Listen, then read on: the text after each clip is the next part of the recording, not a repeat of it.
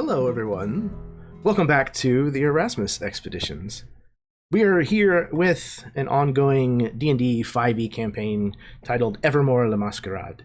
This is taking place in a homebrew world of mine, particularly in a kingdom known as Gerdes, which is highly based off of Baroque Venice, France, and largely Spain.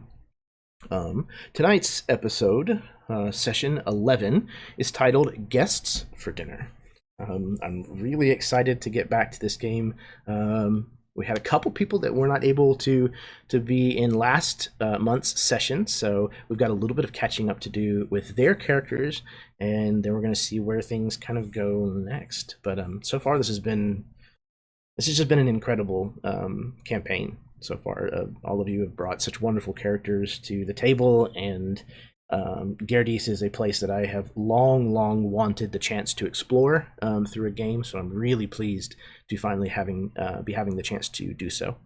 But before we get started, a couple of points of business. The first one is if foul language and mature subject matter are things that bother you, particularly this campaign, there will be sexual innuendo and a lot of leading right up to the brink of some spicy times. And if that's the kind of thing that bothers you, then don't watch this game, please.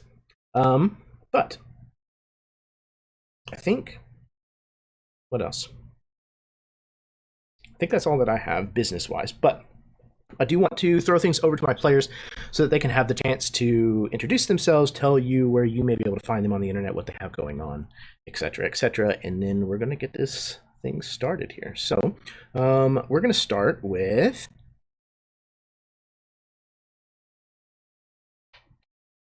Kenya.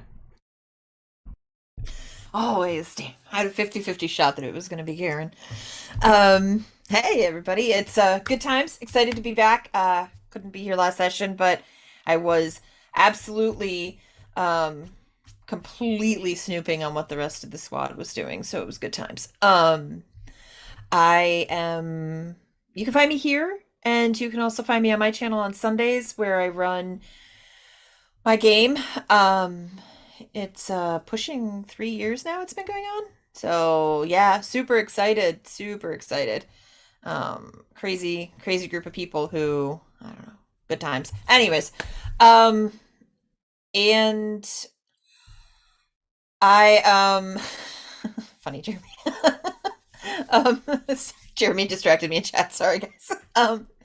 Yeah, so I am playing Vera, and Vera Marian Wynn Mesonero is the local madam of the high class brothel in town, and she is beginning some sort of interesting love affair with a orc cop, essentially a Justacaro, and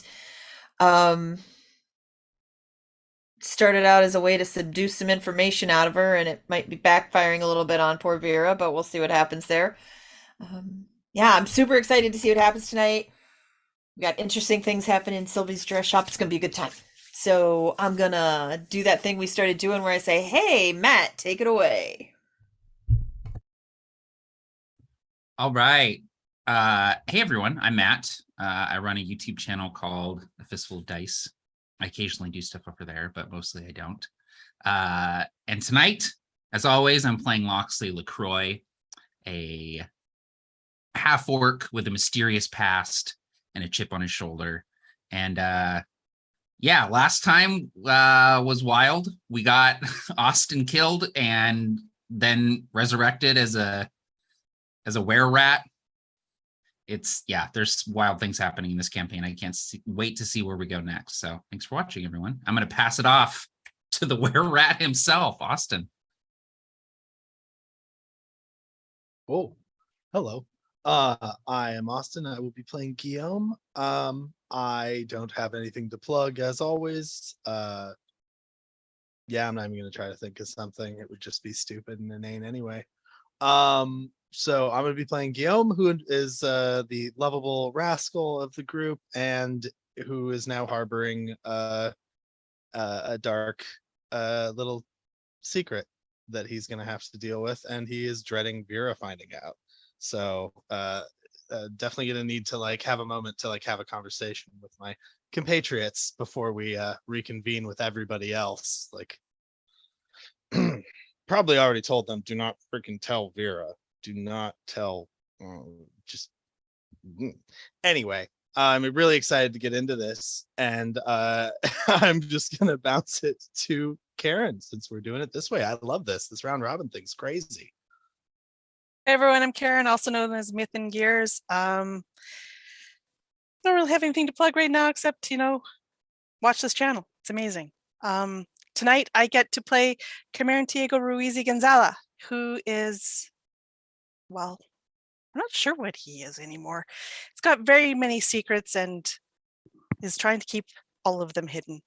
And with that, we'll pass it off to Em. Hi, I'm Em. I'm Dice on Ice on the socials when I decide to interact with them. Right now I'm mostly on Mini Terrain Domains channel on every Monday, where I play a turtle that just got petrified, so that's great. And then on Thursdays, I am playing Figure 2 Prometheus along with Jeremy. So that's where you can find me. And tonight I will be playing Sylvie Levine. I'm really excited to get back into it. Very sad that I had to miss last session, but really looking forward to this one. So nothing will go wrong. Everything will be fine. The title doesn't scare me at all. Oh, so jumpy. Yeah. Thank all of you very much. That was beautifully done. Fantastic. Everybody take a point of inspiration, just for being wonderful. All of you. Yeah, I think that's everything. So, without further ado, let's get to it. Shall we?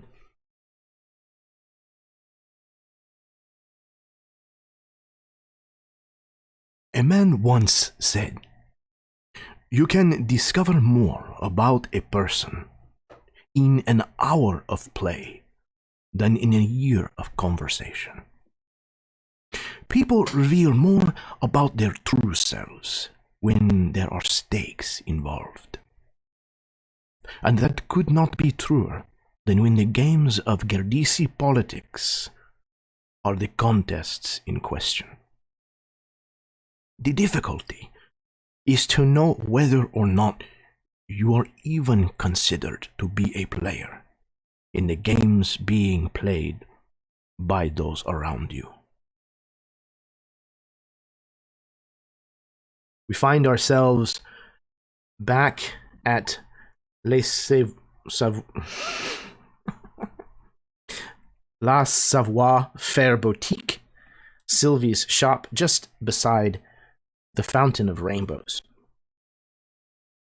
It is nighttime, and as Sylvie and Vera are waiting for Lavinia Strozzi to arrive for her scheduled fitting, what are they up to? What is that conversation like?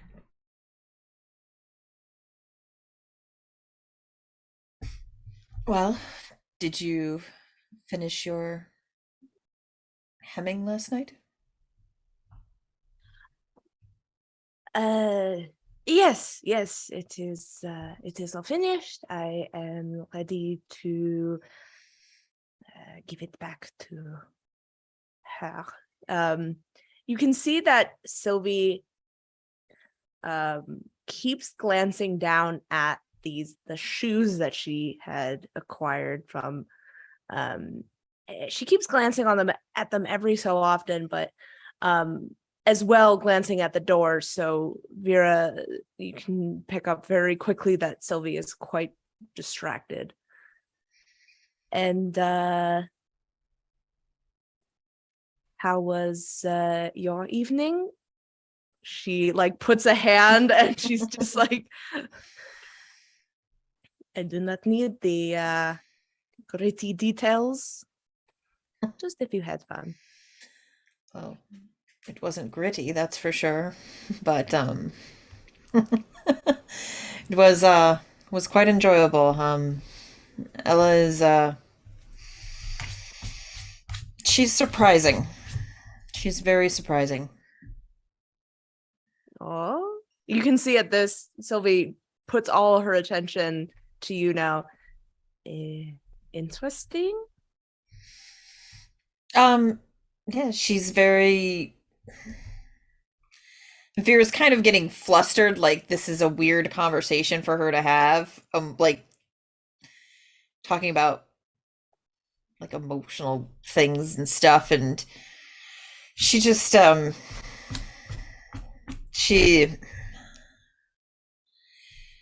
she is fast becoming someone I enjoy spending time with, as opposed to doing so for an equitable trade.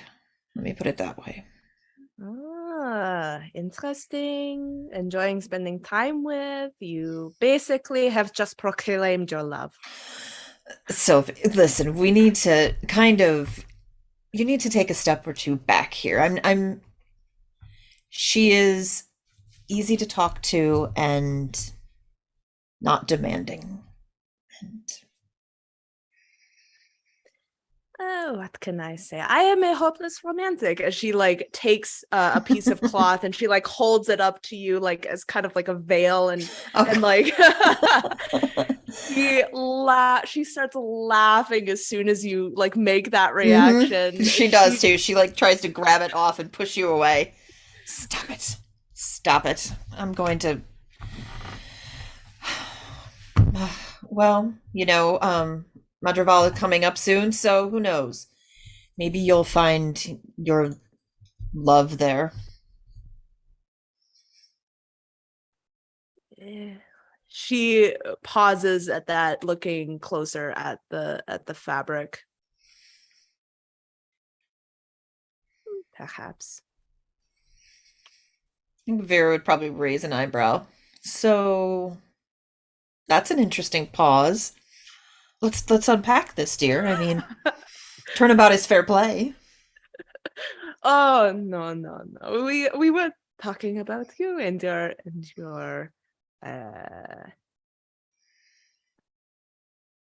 She pauses as she trails.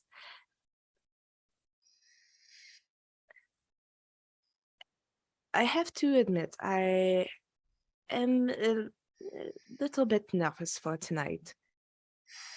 Mm-hmm. We're letting the lion in. We're letting the lion in, so to speak. Yes, there is something is not right, and I have no doubt that something will happen, especially after what Guillaume has said about what Lavinia is. Well, if anything happened, we have a quick escape that I have tucked away, so if we need to get out quickly, we will. Just don't wander too far from me. No, there is no risk of that. She says, I am glad that you have a swift getaway.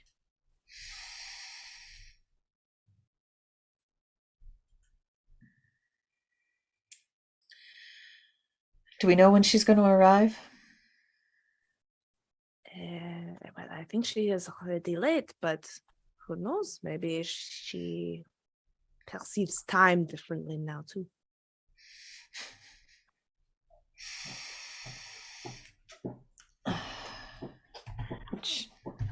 Not long after that, you notice a shadow darken the doorway to your shop, Sylvie. Just moments after you realize that, not knowing how long that shadow may have been lingering there, there's a soft knock at the door.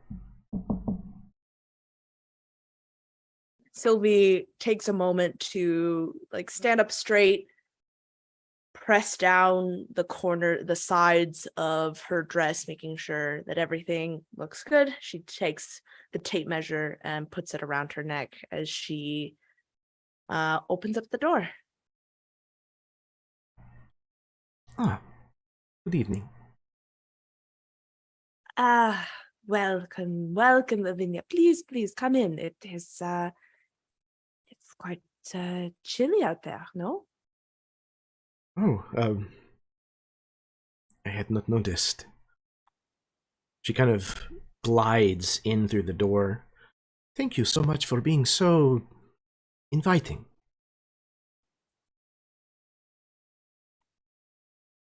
Sylvie plasters on a grin. Well, we are old friends, no? It is good to see you again.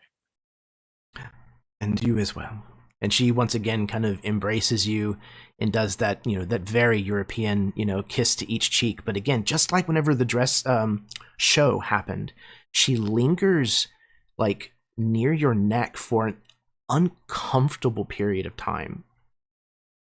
You almost think you might hear her inhaling ever so slightly. Lovely as always to see you, old friend.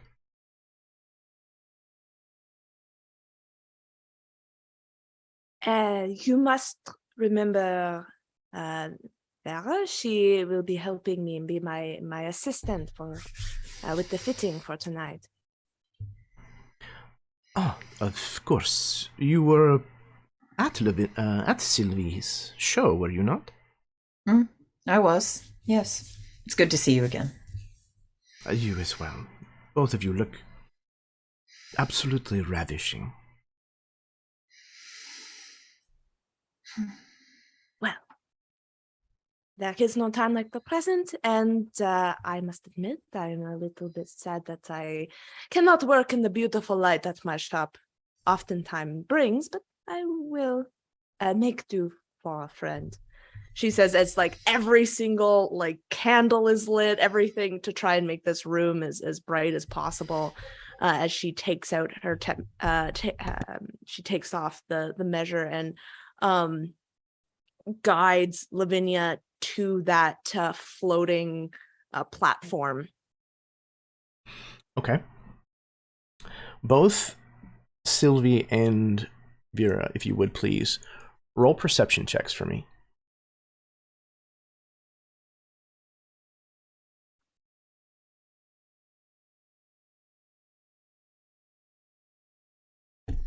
Uh, 18. 15. Okay. Both of you have no problems whatsoever noticing as she steps up to the platform. There's more than just a mild amount of hesitation on her face for just the briefest of moments before it's buried very quickly. But the thing that really kind of maybe raises an eyebrow is you can see through her reflection. These candles that you have lit kind of at the back of the room, you can clearly see the light through her body, but just in the reflection in the mirrors. She either pretends to not notice or doesn't care.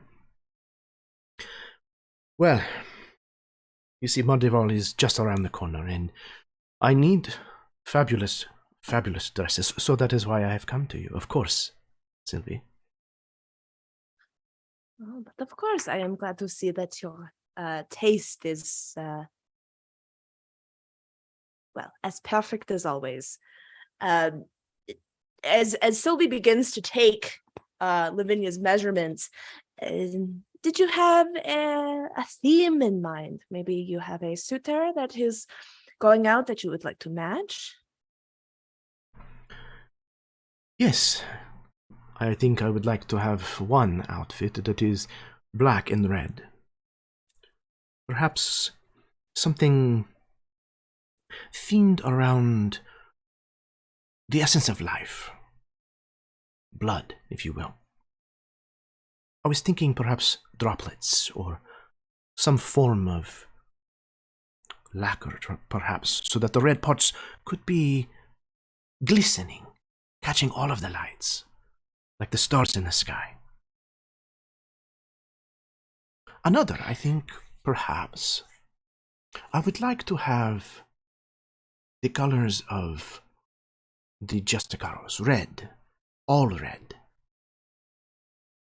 You see, I am supposed to be getting married soon. It is a secret, but there is someone very special in my life. And he is a member of the Church of Evendel. So, you are not wrong. I would like to impress him. I think Sylvie grins conspiratorially as she nods, and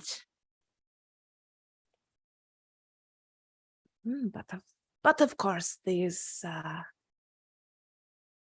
suggestions are wonderful, and I think I have just the perfect thing for your first dress, she says as she disappears very quickly into a small closet just off the side, and she comes out, and you can see that she brings out these they almost look like very small rubies that are interwoven together with this silver metal, and it's so fine and so delicate looking that it almost seems to move in the light, and how these fine little red droplets shine even in the candlelight. You can see that they almost seem to move as a wave, as the light kind of casts shadows upon them, playing in and out of the negative spaces as well as the silver and the rubies. She holds it up against Lavinia's side. This is perfect. You see, as you walk, it will move with you, creating a cascading effect. She very much kind of like sticks her leg out and kind of presses the material kind of up against to see how it, will flow and drape. And she's very much kind of looking at the reflection in the mirror and then down at herself. Yes, this is absolutely perfect. You have these, and she kind of like indicates the silver decorations that you have kind of brought along with it. Would it be possible to have these in a darker color? Perhaps the color of iron, still glistening and metallic, but not quite as bright. Sylvie nods, thoughtfully looking at the piece, totally involved in this now, in her element, as she nods, and she quickly goes over and takes just a fine piece of this darker metal that is very malleable, and she just, as an as a piece, just intertwines it over top of the silver to show the red and the dark. Like this, I can make a whole corseted piece using these two things. Yes, yes, yes. This will go perfect with the mask that I have. It will fit wonderfully. Ah, you already have a mask. Did you bring it? No, sadly, I did not. It is far too valuable to be walking around with it during the night. Understandable. This will be a great challenge. And she nods, and she, again, after maybe showing her the fabric that will go underneath this this corseted piece, I imagine it's probably some darker color, as she wanted that, the reds and the dark. So probably a black dress, so that the this corset would be kind of the focus of this piercing red. And then for like our next one, I had an idea. She lowers her voice. Perhaps if you tell me how high up the station that your future Shostakaro husband to be, if you let me know what our station is, maybe I can reflect that in your dress. Because I assume different stations, like a normal, Sure. have like different, Yeah, things there's to some kind of denote their- insignia or what have you. Yeah, that is associated with whatever ranks. Absolutely. Mhm. You asked this question, and like her eyes have now kind of drifted in the mirror to meet yours. And I need you, if you would please, to make a wisdom saving throw. Okay. It's an 18. 18. Okay. You look up, kind of almost just feeling her gaze kind of fall upon you. You kind of look up, and your eyes kind of lock in the surface of the mirror. And there's a long moment of time that kind of passes before you realize that like neither one of you has said anything for a couple of like beats of silence, and you feel almost like you were lost. But you manage to kind of, shake your head or blink your eyes or what have you, and kind of rid yourself of the kind of fuzziness that seems to have been taking hold of you. Hey, Jeremy. Yes. Does Vera notice this weird thing happen? Probably. There's kind of what might even be mistaken as almost like a stare of longing that kind of passes for, like I said, 2 or 3 beats. Just enough to probably like look up from whatever you might be doing to catch your attention. Can I cast Detect Thoughts, but not at the level where it pushes into her? I just want to start grabbing Lavinia's surface thoughts as this is happening. Yeah, I think so. Mhm. Let me check, because I don't remember if it makes them aware or not. It makes them aware if you push into it. I'm pulling it up only right if now. you probe, okay. For the duration, you can read if the creature chooses. Okay. You initially learn surface thoughts. As an action, you can shift your attention, probe deeper. If you probe deeper, the target must make a wisdom saving throw. Okay, cool. Nice. But regardless of whether you succeed or fail on that roll, they know that you're probing the mind. So it's when you're doing the surface thoughts, it's not. But once you do, it's once only you if they kick have that to probe, make the save. yeah. Okay, perfect. Okay, so let's see, surface level thoughts. Hunger is definitely one of them. And the hunger is kind of interlaced with desire. It's almost one and the same. And there's probably a little bit of concern or trepidation, caution, maybe.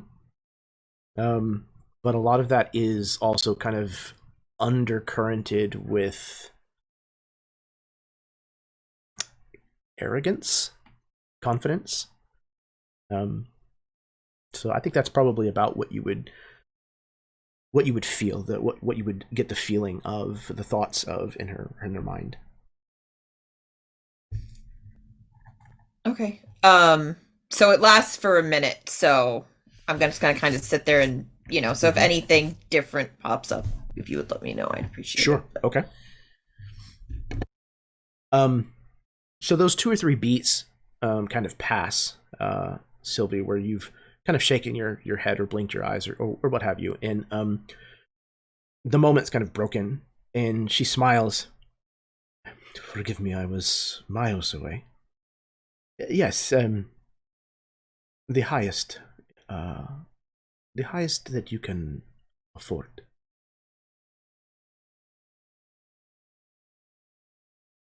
This is very special. So for Sylvie, does that narrow it down to who it could be?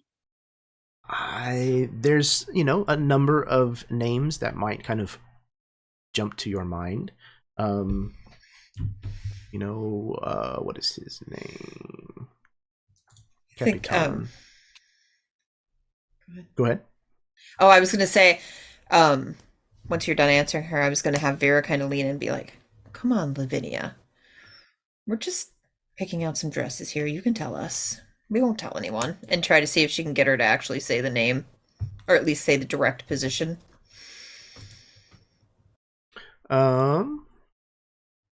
Okay. Do you want that persuasion roll? Rockatore, yes. If you would please. Yeah, Captain Incendio del Rockatore. We've seen him. So at least of that station is probably where your head would go, Sylvie. 19.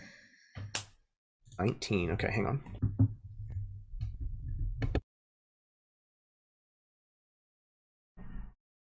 Okay.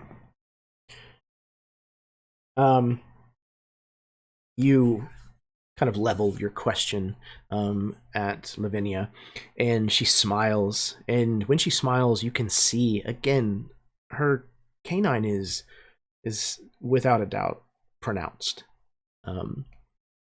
I don't know how long you've known Lavinia, but if you have known her since before the day of the show, it's definitely longer than it was.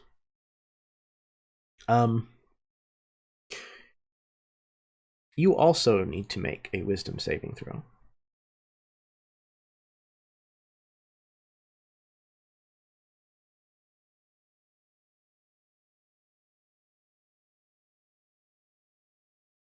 Uh-oh. Oh no. Oh no. Oh no. I got a 4. I did not roll well. Okay.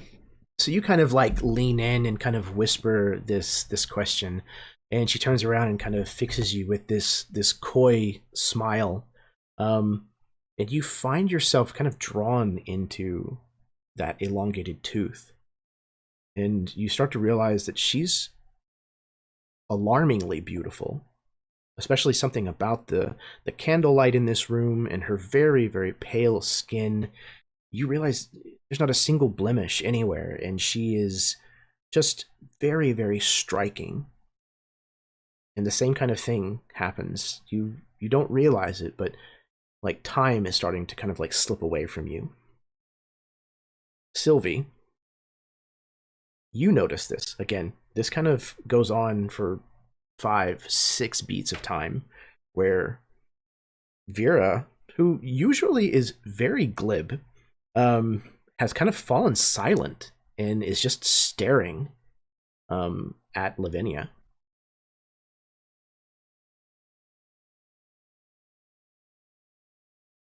I think purposefully, Sylvie is going to try and put herself between Lavinia and Vera, just to like, as she's like taking a measurement or like holding.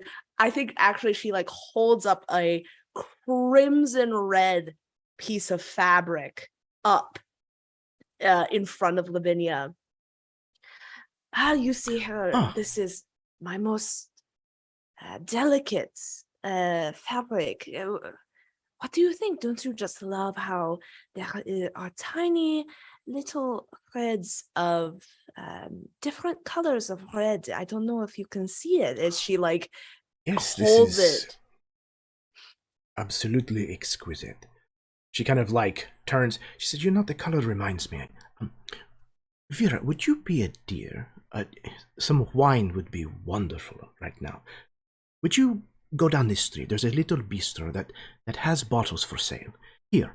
And she like fishes a few like gold coins out of her pocket and hands them to Vera.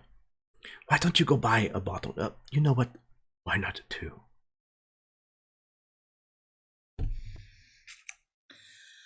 Am I required to do this, Jeremy? you feel like this sounds like a great idea. That your good friend Lavinia Strozzi has just made a fantastic suggestion and even bothered to pay for it.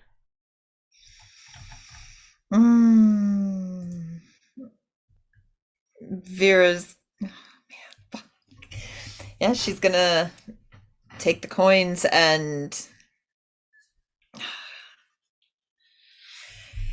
oh crap.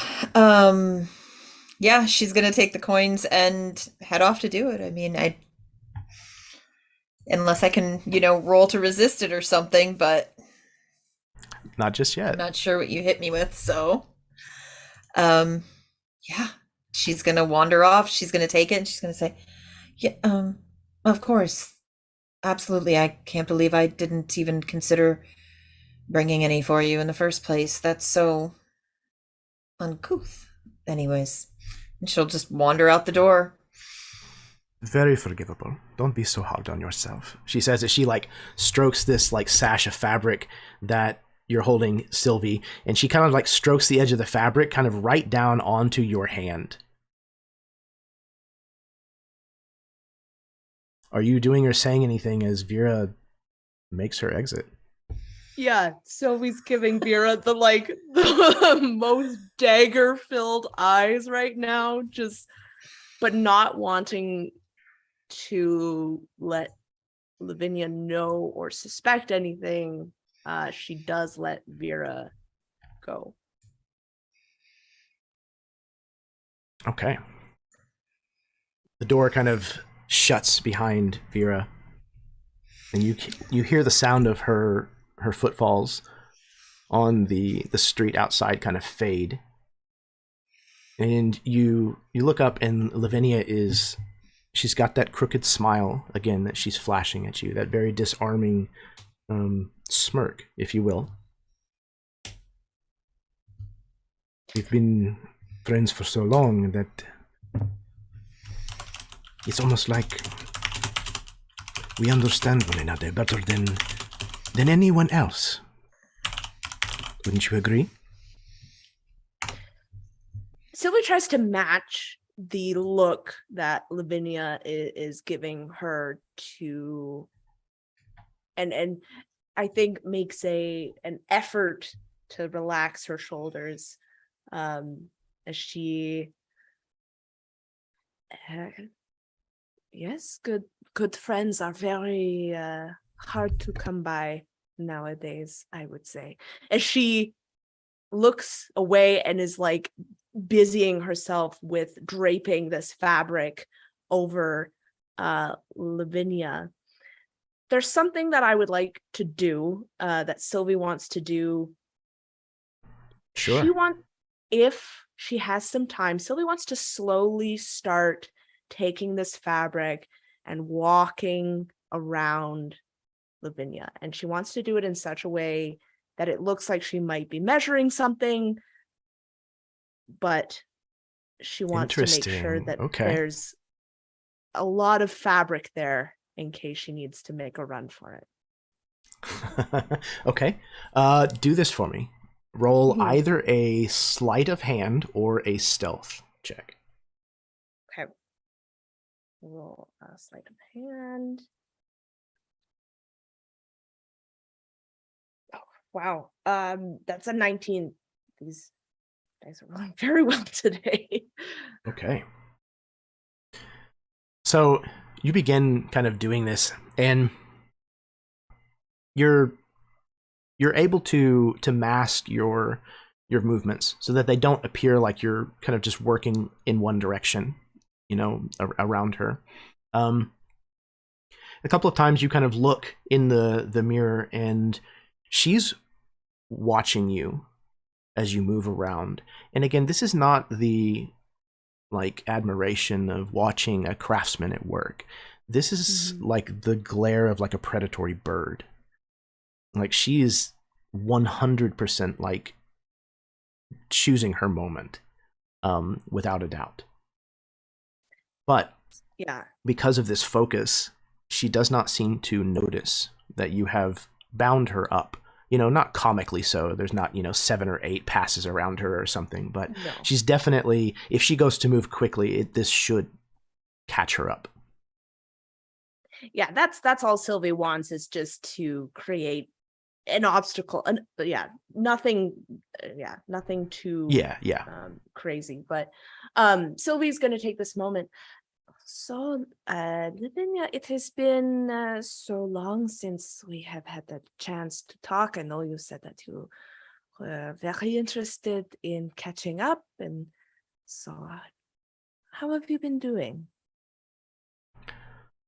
Things have honestly been better than they ever have before. I feel reinvigorated, young again. Love will do that. Oh, perhaps. She seems maybe genuinely kind of, girlish at that, but not quite. Like, it seems very kind of performative. Mm-hmm. So how long have you been courting with this mysterious higher up, she says? Well, it's been somewhat of a whirlwind, to be honest. Only within the last few months. There are other men that I have been with, other women that I have been with, but there is something different about him.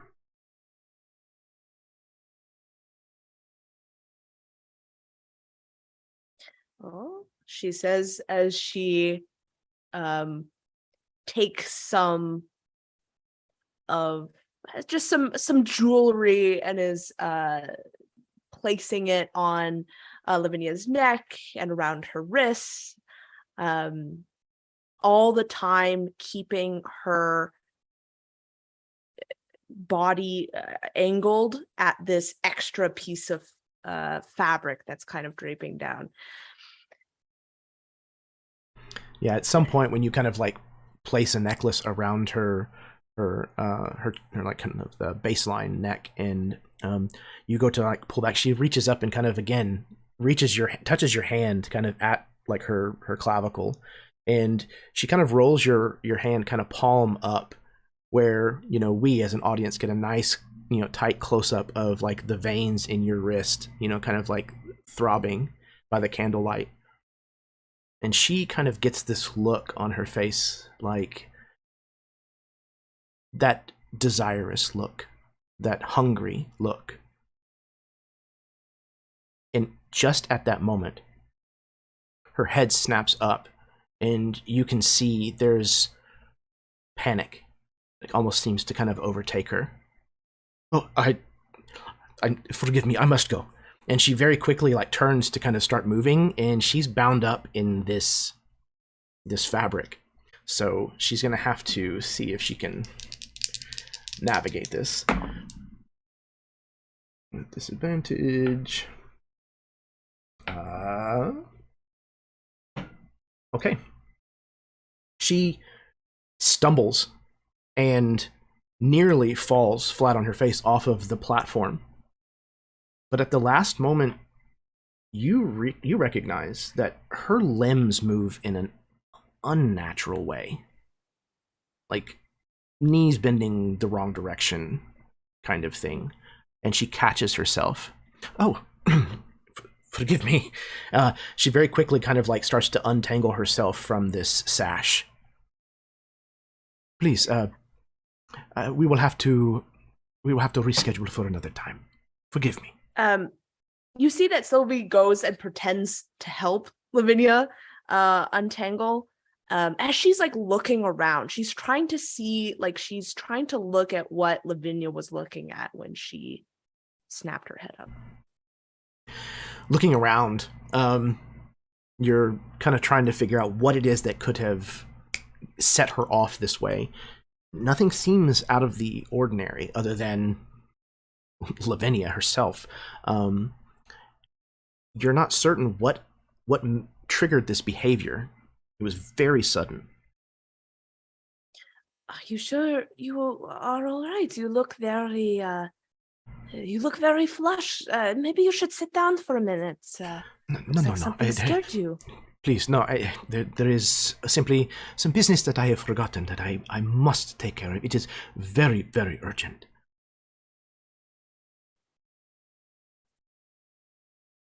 She catches Lavinia's hand, wrist.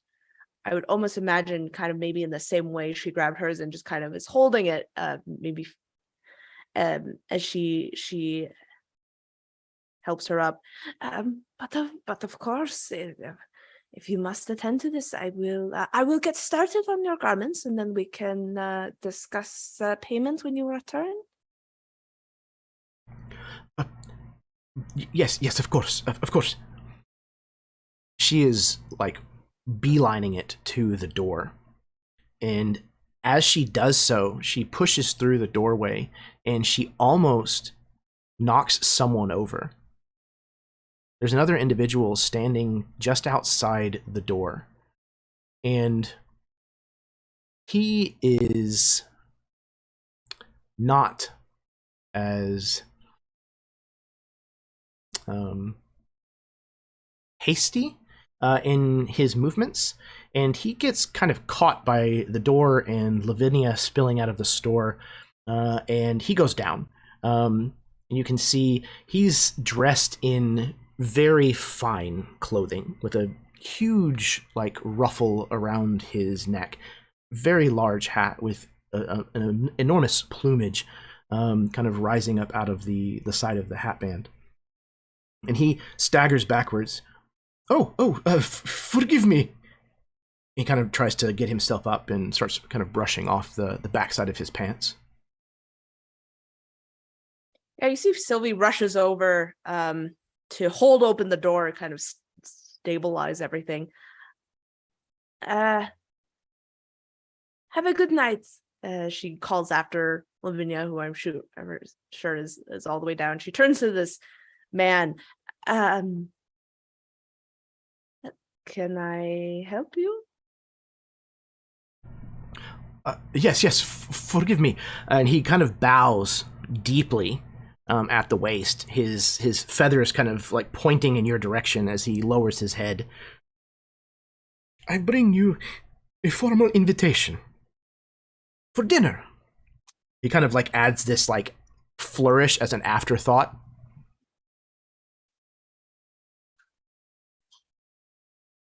She looks a little confused, and she looks at the time of evening it is. All right. She stands there expectantly looking at him, kind of hands on her, gone up to her hips. Yes, of course. He stands up and kind of reaches into this satchel that he's wearing at his hip, and he pulls out this very lavish looking invitation. It is red and black. It has silver satin lining, and if it's not real rubies, then it's very, very well made glass, kind of gemstones set upon it. This is from my mistress, La Condesa Katrina Calavera Gorbenzara. You would know that this is the somewhat hermetic noblewoman, the Condesa who surprisingly came to your dress show. She likewise had a very large hat that constantly kept her face in shadow.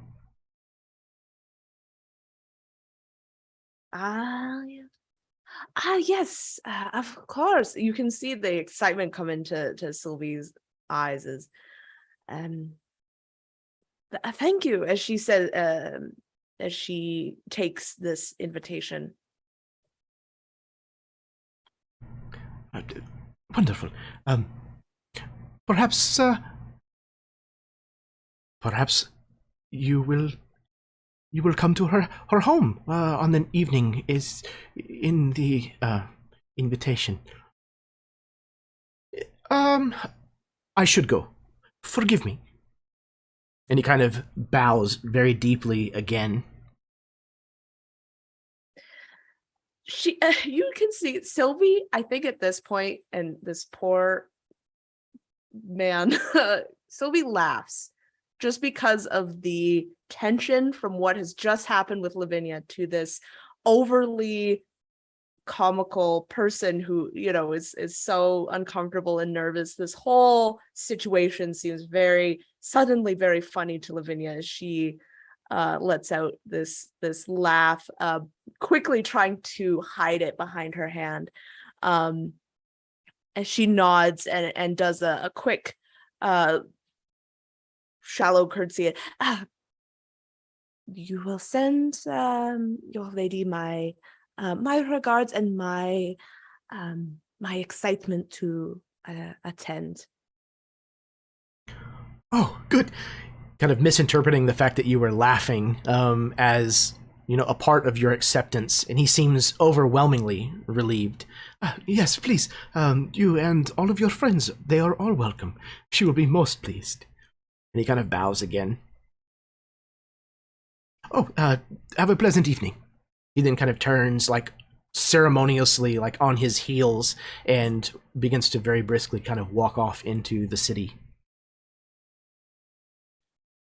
Sylvie returns into the shop, closing it, and just takes a moment to look at this invitation and just to marvel at the fine rubies and the fabric that is the care that has gone into it. She is absolutely enamored by it as she opens up the invitation. You open it up, and then there's a, you know, very formal, handwritten, you know, very, you know, large, loopy letters. You can smell this kind of waft of perfume that kind of comes as you kind of unfold the paper, and it says, you know, you are cordially invited to dinner in, you know, 2 nights hence, and it lists your name, full name, Vera's full name, Lox's full name, and Guillaume's full name, and Chimeran's full name. All, again, very elegantly written, and says, please wear your finest. Oh, I think it's like at that word, Sylvie immediately walks into the closet, that of her fabric closet, and I think when Vera comes back, Sylvia's just in a mountain of fabric going through things, and there's a small pile at her feet. And as we see kind of Vera kind of walking back briskly towards the shop carrying 2 bottles of wine, we see a silhouetted shadow kind of up against a building at the edge of the square, you know, just watching and observing. And then as Vera reaches for the door, the shadow moves away from the building and it disappears into the night. We hard cut to the interior of Lavinia Strozzi's villa, where we last saw Lox, Guillaume, and Chimeran gathered around an armoire that they had discovered had a false back to it. And the false back of that cabinet sits slightly open, and the 3 of you stare down at a strange, haunting looking mask. Part skull, part face. It is exquisitely carved, but is made out of crude and simple iron. The eye sockets seem to peer at you. from inside of this armoire. What are you doing? Guillaume will just turn to Locks and say, I'm so glad we didn't reach out to them. I thought maybe they were okay, but I'm thinking maybe not now. I'm thinking you're right. Is this mask distinct from the one that the guy was wearing who stabbed me? Is it like a unique design? Yes. So it shares a lot of traits. Seems to be made out of the same material. Seems to be kind of vaguely the same kind of motif. But this one is definitely distinct. Okay. Real world kind of example, like the difference between Death Eater masks in the Harry Potter series, where they're all very much kind of styled on the same thing, but they are definitely unique to the wearer. Is this what I think it is? Do we take it? Lavinia's fucked my life over in so many ways. It's the least I can do. And he's gonna pick the mask up and just kind of slide it into I think he probably has a little bag with him. We were doing a little bit of second story work, so figure he probably came prepared. I believe there was also a list with that, right? So the list that you found was not in the armoire. It was in the side table beside that chair that was just in the picture that kind of sat in front of the fireplace. There's like a small end table sitting next to that chair, and it was in the drawer to that. It is a kind of a folded, just a simple like one-time folded piece of paper. But you noticed that it was definitely Lavinia's handwriting, and it was a list of surnames, and one of the names somebody recognized. I don't remember. Oh, it was you. Okay, Chimeran. Yeah, you recognized one of the names on the list. I recognize because it was the name of the woman, the pregnant woman that came to the Sylvie shop that one time.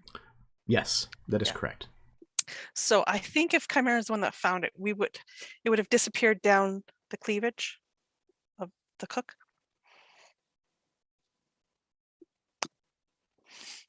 At that point, in for a copper, in for an electrum. Let's take everything that isn't nailed down.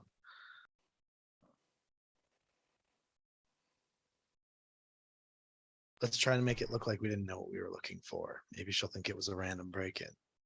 And we'll Guillaume, Guillaume will start just kind of like opening every cabinet and leaving them open, and like kind of rifling through them. If there's anything that looks like it's valuable, he'll just throw that into our illegal stuff bag. I think that this is definitely not the first time that Locks has staged a break-in, and so he will probably fairly expertly make it look like this place has been turned over by people who did not know what they were looking for. Yeah, absolutely. As a matter of fact, give me a deception roll, and you can have advantage because you have help. Ooh, okay. Oh, I'm not actually a strong pretty suit. good at deception. Oh, okay. There you go. Let's see here. We got 13 on one roll. Hey, 19 on the other. That's 21 total. Ooh, okay. Yeah, you, again, this is not your first rodeo. There's even a couple of things you're like, no, you can't do that, and this is the reason you have to do it this way. And you're kind of going through and making this very convincing. It's like at one point, like Guillaume like just dumps a drawer over, and I'm like, no, you got to rifle through all the papers, otherwise it just looks like you dumped everything out of the drawer. You got to make it look like you were looking for something.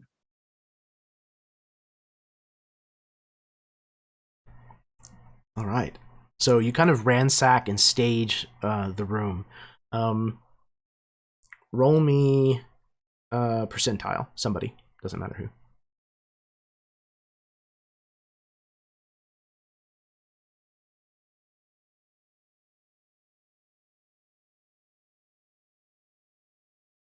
Okay. So you find things, trinkets and jewelry and whatnot that is going to be worth 210 gold pieces. Just so you have a number on it. You're kind of going through things, and at one point, one of you notices candlelight from under the door, coming from the hallway outside of the room.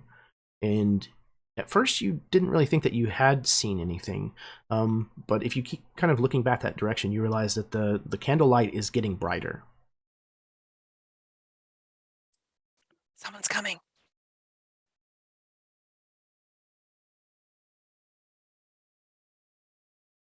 Is there a window in this room? And I how was high just up gonna are ask we? that. There We is all Don't a worry window. about height. I've got us. Don't worry about height. There is definitely a window, but all of the windows that you have come across in this house have been very heavily draped, and the drapes have been sewn shut. Nothing a dagger can't open. No, absolutely, perfectly easy to do. But you do know that this will certainly leave a mark. Okay. Well, that's fine. It's clear someone's been here. Guillaume will just kind of make eyes at Locks, like, and he'll just say, "Find something heavy," and he's gonna just run towards the closest curtain and just like stab his dagger in and start dragging it down. Try to tear enough of a hole that we can throw something through the window to smash it. Yeah, your dagger easily kind of pierces the thick curtain of the fabric of the curtains, and you're able to start kind of making that, it's partway of a cut, partway a tear, as you're just like shearing a hole down through this curtain fabric. One other question: does the door open in or out to this room? I think most of their doors typically opened in. From all the movies That's and okay. things that I've Yeah, seen, it seems to be in. That's what I thought. So Guillaume will also say, I forget what Chimeran's fake name as the cook is, but he'll just say, "Cook, the door, like bar the door," and just as he's like, because he figures this might make a little noise tearing this thing open, and it'll definitely make some noise when we hurl something through the window, and I'd like to not be witness. So Chimeran will try to. There's got to be like a little dressing table or something. We'll try to drag that sure. over. Yeah, we'll try. Try is probably the operative word here. Jeremy, what is there like there's like a bust in here, like a statue, like a bust. Absolutely. Like who do I find? Like who is this guy that I grabbed to chuck through the window? Let's see. Okay, this is like 3 generations back. Like, the patriarch of, the Strozzi family. He was this, very successful, like naval merchant that brought a lot of wealth and infamy back to Gerdessi with his title. So I find this like very distinguished looking gentleman here, this bust, and I like briefly like read the little placard and I say, "Sorry about this, Pops," and I'll kind of like get ready to just sort of do like a shot put hurl through the window as soon as Guillaume has that curtain open. Yeah, so Guillaume is like tearing at this curtain with his dagger, and Chimeran is wrestling with this chair across the floor, and it's making this god awful like. Oh, wait, actually, Matt, could you please tell us what it sounds like when she moves this chair across the floor? Oh God, I can't do it on demand. Hang on. So it's like That's fair. I put you on the spot.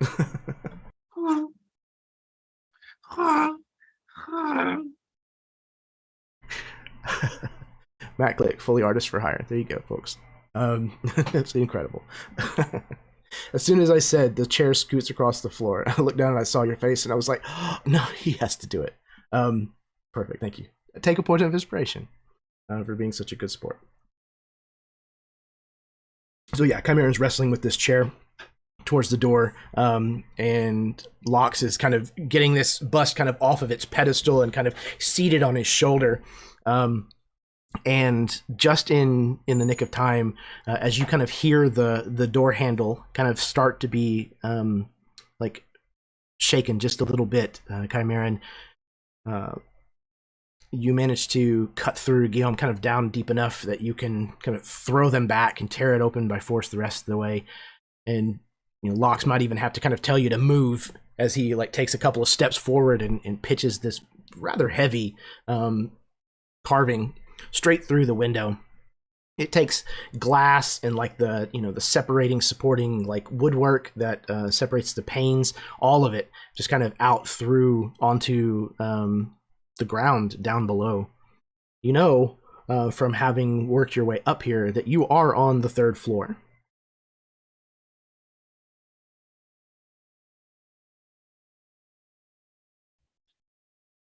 I call everyone over. All right, come on, let's go. And I will cast Featherfall. Okay. And the 3 of you leap out. Taking a little bit of more glass and framework kind of with you as you pitch yourselves kind of through the opening. And what does it look like as Lox's Featherfall takes hold? Is there a visual component of that at all? Oh yeah. So it's like as we're falling, we fall at like a normal speed, and this spell kind of triggers, and there's this kind of like a flash of green and gold light, and a flourish of spectral peacock feathers that kind of drift through the air in this plume, and we all kind of like softly set down on the ground, and these feathers kind of fall sort of on the air, and then before they touch the ground, they sort of fizzle into just sort of this phosphorus dust.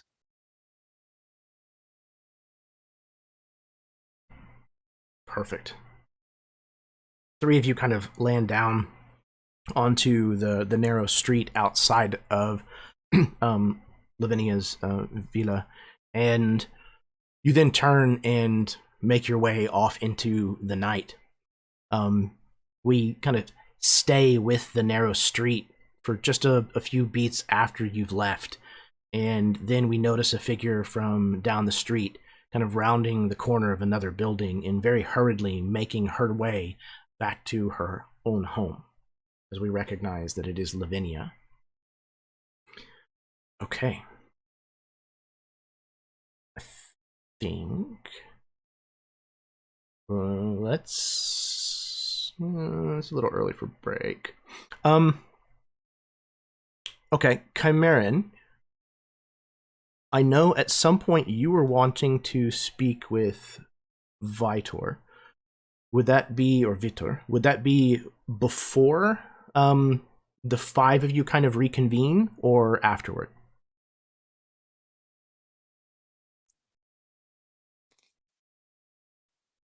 I guess it depends on whether we were going to make our way there to Sylvie's tonight or if we're doing it tomorrow.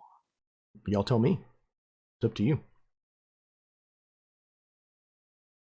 So I would imagine that we're not aware of if Lavinia is coming back yet or not. And so I think we would try and steer very clear of Sylvie's shop, at least for like maybe a couple more hours before we reconvene, just so we're not like walking that way with like Lavinia's stuff in bags as she's walking home. So maybe We'd we're probably- like I think splitting we up. probably and... had. Oh, no, go ahead.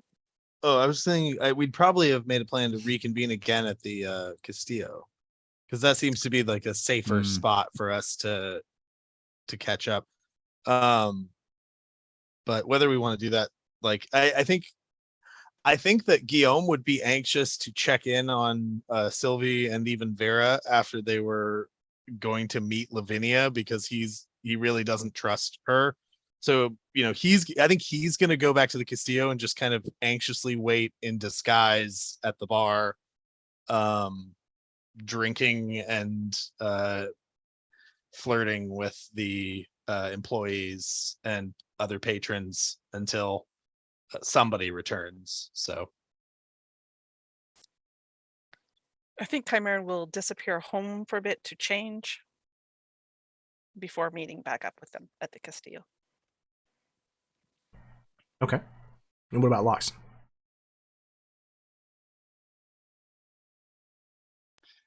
I think I would go with Guillaume to the Castillo and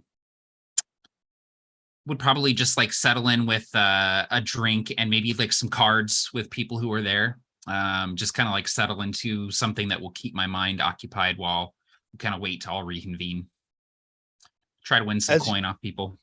As you play cards, occasionally you see Guillaume kind of stumbling around on the other side of the table, and like then occasionally you'll get just a whispered thought in your head. Let me make sure I actually took message. I think I did. I did. You hear a whispered thought in your head that's like, he has 2 kings. You should get out of this one. Too rich for my blood, fellas. I fold. Yeah.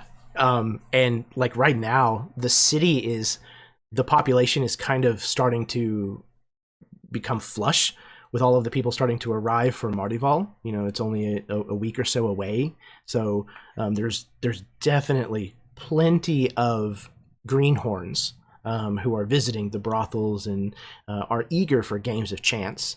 So it's probably not very difficult, especially with Guillaume's help, to fleece some of these individuals.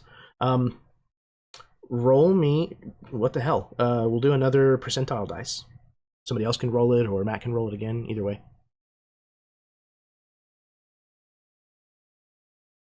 Are you rolling, I got Austin? it. Cool. Yeah, I got a 77.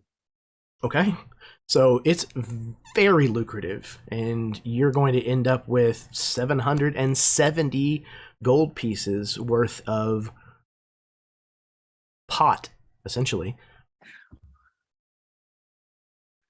Well, as much as I'd love to stick around and continue robbing you fine folks of your hard-earned gold, I think I'm going to call it a night. It has been a pleasure. Several of them have, well soured past the confines of their manners. They're very uppity and rude at the fact that they have lost so much to you. But none of them seem eager to try to push the matter with you. Okay. So while that is going on at the Castillo, and things are winding down at the shop, Chimeran, you are headed home. And when you get there, Vitor he's in the kitchen, and you can smell something cooking. It's probably perfect because I am in the cook's outfit, and I probably would have walked through the back door just to keep up appearances at this point. So I would have gone just directly into the kitchen. And as you do so, he kind of turns around. Oh, well, there you are. It's about time. Smells delicious. What are you making? It is, what all did I put in it? And he kind of like turns around and starts looking at kind of the ingredients that are scattered everywhere. Vitor is a fine cook, but a messy one. And there are ingredients kind of all over the place. There is some eggs and some rabbit, and yes, some of this very, very fine cheese. Here, have a taste. And he kind of like very quickly moves over to the pot and takes the spoon, pulls it out and blows on it before offering it to you. I would definitely taste it. As usual, it is very, very delicious. I figured that since you were out doing God knows what it was, that you would probably be hungry by the time that you got home. So I'm famished. Could you bring up a bowl when it's done? I'm going to go change. Of course. And he kind of just nods.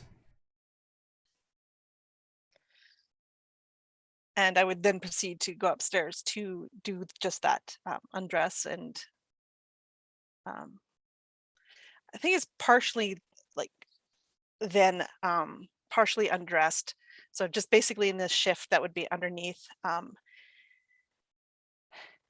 I sit heavily down at the stool in front of the dressing mirror, and I'm pulling out this snuff box, if you will. It's quite beautiful, and it has like some like intricate designs, like filigree on it, and the word dreams is printed on top of it. And Chimera's just kind of sitting there, opening it and looking at what's inside. And I'm imagining that's when Vitor comes back into the room. Okay. Yeah, he kind of knocks, but like it's kind of a cursory knock. It's a, knock knock and the door's already opening. And he kind of opens and he has, this tray, some kind of gilded silver platter or whatnot, that has handles on the sides that he's carrying. There's a bowl of soup and a glass of what is the drink? Olvida? Is that what? Olvida. Yep. A glass of Olvida on it, and there's even like a small little vase with a couple of flowers that are set in it. Here you are. He kind of strodes across the room and sets it on the edge of the vanity. Oh, forgive me. I did not realize that you had yet to dress.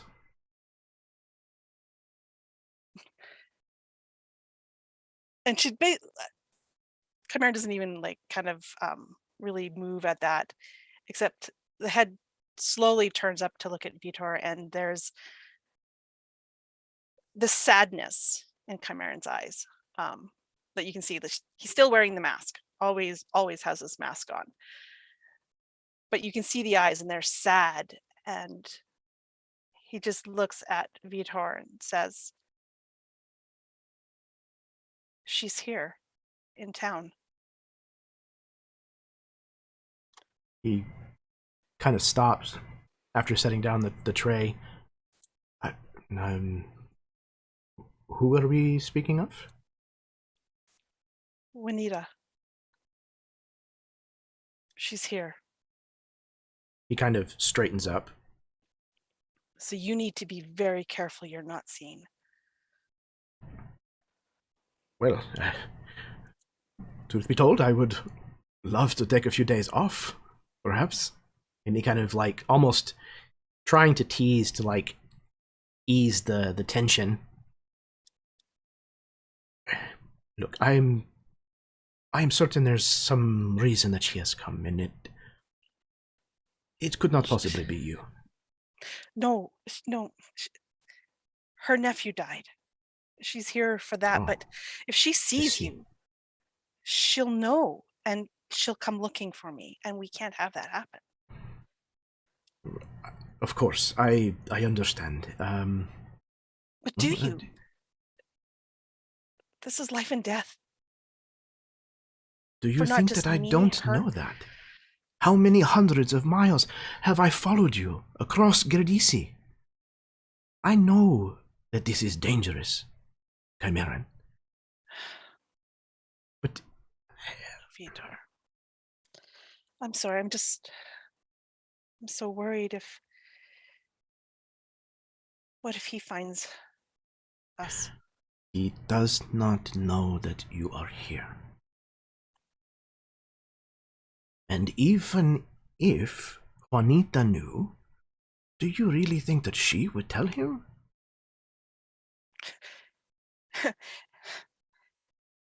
She would not mean to, but he has ways of making you talk. The only talking that is happening right now, Chimeran, is your paranoia. It's not paranoia, Vitor. Do you not remember what he did to me? Of course I remember. He would do worse to her to get information. He's a monster. That is. Then if I ever see him again, I will plunge my blade up to its hilt in his heart. He will not come near you again. You have, as always, my word. I think at some point Chimeran has stood up, probably in that heated moment. And when Vitor says that he would plunge his blade into the man, I think all of the stress and the worry has kind of come out, and Chimeran falls into his chest. And Vitor, kind of scoops you up and holds you in his arms and just tries his best to soothe the discomfort, the pain that Chimeran seems to be feeling in this moment.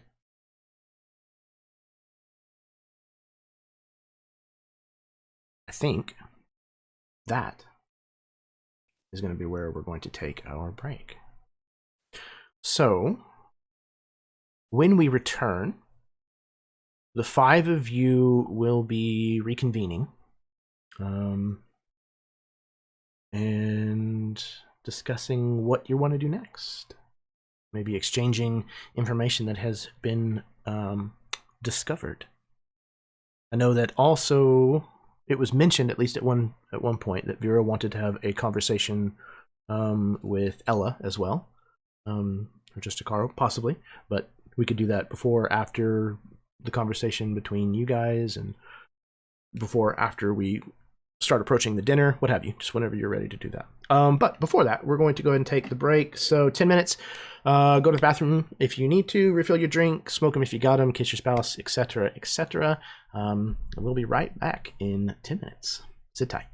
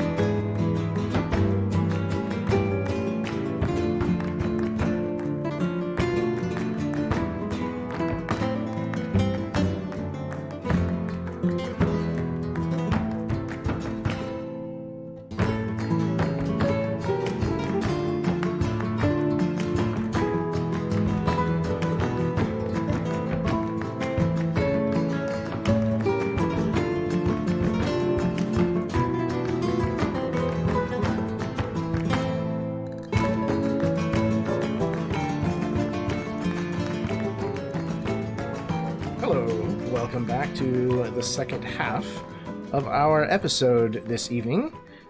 Chapter, or session, episode, whatever, 11, Guests for Dinner. Yeah, the first half was a ton of fun. Some really great role-playing scenes, which are always fun to chew with all of you. So thank you very much for that. And I think we may even just have some more. We'll have seconds, as it were. Okay, but before we do that, the five of you at some point are going to reconvene, and it sounded like that was going to be at the Castillo. So, somebody, whoever, what time of night is it that the five of you finally reunite together? Probably like, I don't know, midnight or so, I would think, maybe. I mean, we had to wait for Lavinia to get there, and, you know, she's got that allergy to the sun, so... Okay, excellent. So, as the last of you, whoever that might be, is arriving, we hear the bell at the Cathedral of Evandel chime 12 times to announce the middle of the night. And as the last of you kind of enters, you see that even though the rest of the city has grown somewhat quiet and dark, that life here at the Castillo seems to be pretty much just beginning for the evening. So who is it that is the last one who arrives? I think that'll be Chimeran, be the last to arrive, having had to take some time to, you know, dress, have dinner, weep on a shoulder, you know, day-to-day things. Yeah. Okay, so as Chimeran arrives, you find Locks seemingly having done very well. I don't know where you put all of the winnings that you earned, Locks, but I imagine that just by your general air, it's probably pretty easy to tell that you've had a good evening so far. Go ahead. I think Lox is pretty obviously not like drunk, but like just at a very good level, like just right in the slot there, in terms of the tipsy to drunk scale. And he's been buying drinks for the house all night, like just all, like he's spending money like he just won 770 gold.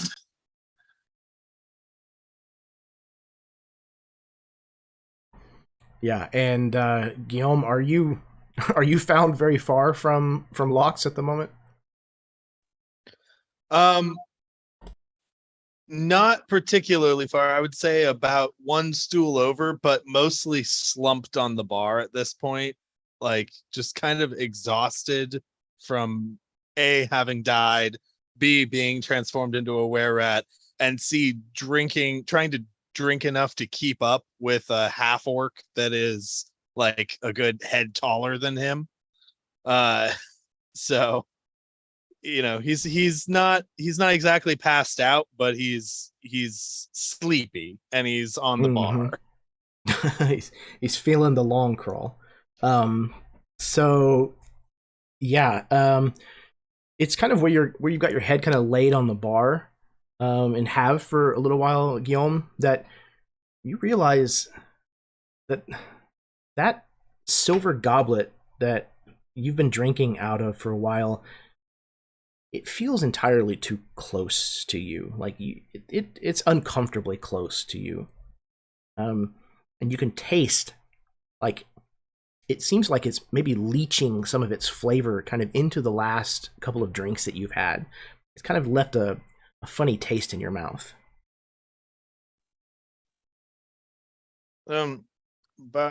Barman, excuse me. Yes. Is this no? What is your drinkware? How is it? What is it made out of? Well, it is made out of the purest Aledalgan silver, sir, of course. Ah, of course. Do you happen to have any pewter? Anything iron, steel, something just a little less? I see. He looks very confused. I will find something for you right away. And he starts Thank kind you. of rummaging around. I have a silver allergy. It's a thing. You can look into it, look it up on Oh, I believe you, sir. in books or with of an herbalist of some stripe. I believe we have something in the back. Pardon me. And he very quickly kind of makes his exit. Lux, if you could tip that man extra, he's being dear for me and fetching me a new glass. Why are you giving him a hard time about the cup? It's not a hard time. It's he kind of looks around like, oh shit. And I like grab both of your shoulders and pull you super close. It's silver, Guillaume. Yep. And you're I know that's right, but we're not telling anyone though. Especially not Vera. Especially not Vera. Especially. And he just kind of like nods there's a to voice. himself and just. There's a voice that says, What are we not telling Vera? And as you look, you realize that the twins that work here, their names are Gabriella And Sebastian? and Sebastian. They are both kind of standing nearby, definitely absorbed in one another's company, as they often are. It's very obvious that they're familiar with each other, probably beyond what a set of twins should be in many people's eyes. But in Aladalgo, it is kind of just a thing. But they are both kind of languishing nearby, and they seem to have been paying very close attention to this last bit that you were just conversing about. Guillaume is going to do a bit of quick calculation in his drunk head, and the thought train goes like this. I can't tell them the truth, but they're going to know if I lie about something that's too obvious and too positive, like how much I love Vera or something. So it has to be like bad, but not as bad. And so he's like, we must never tell Vera that I know she's a better actor than me. Sebastian looks pleasantly surprised by this announcement, but Gabriella seems disappointed. Oh, no, well, don't think that there was much of a question of that.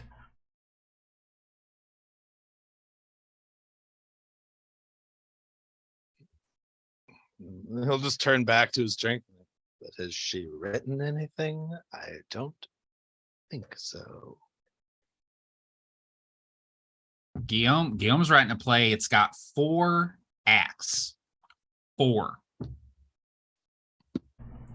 I'm eager to read it. Lux, wait, Lux, don't bring up the play. The last time I described I showed the sample to someone. I almost got into a duel. I'd prefer for that not to happen again until it's ready. I just want to wait till it's finished. I won't tell anyone about the play, especially not Vera. We won't either. Especially not Vera. The twins kind of say. Guillaume will turn and just wink to them. They move away to ply their wares in a different part of the room.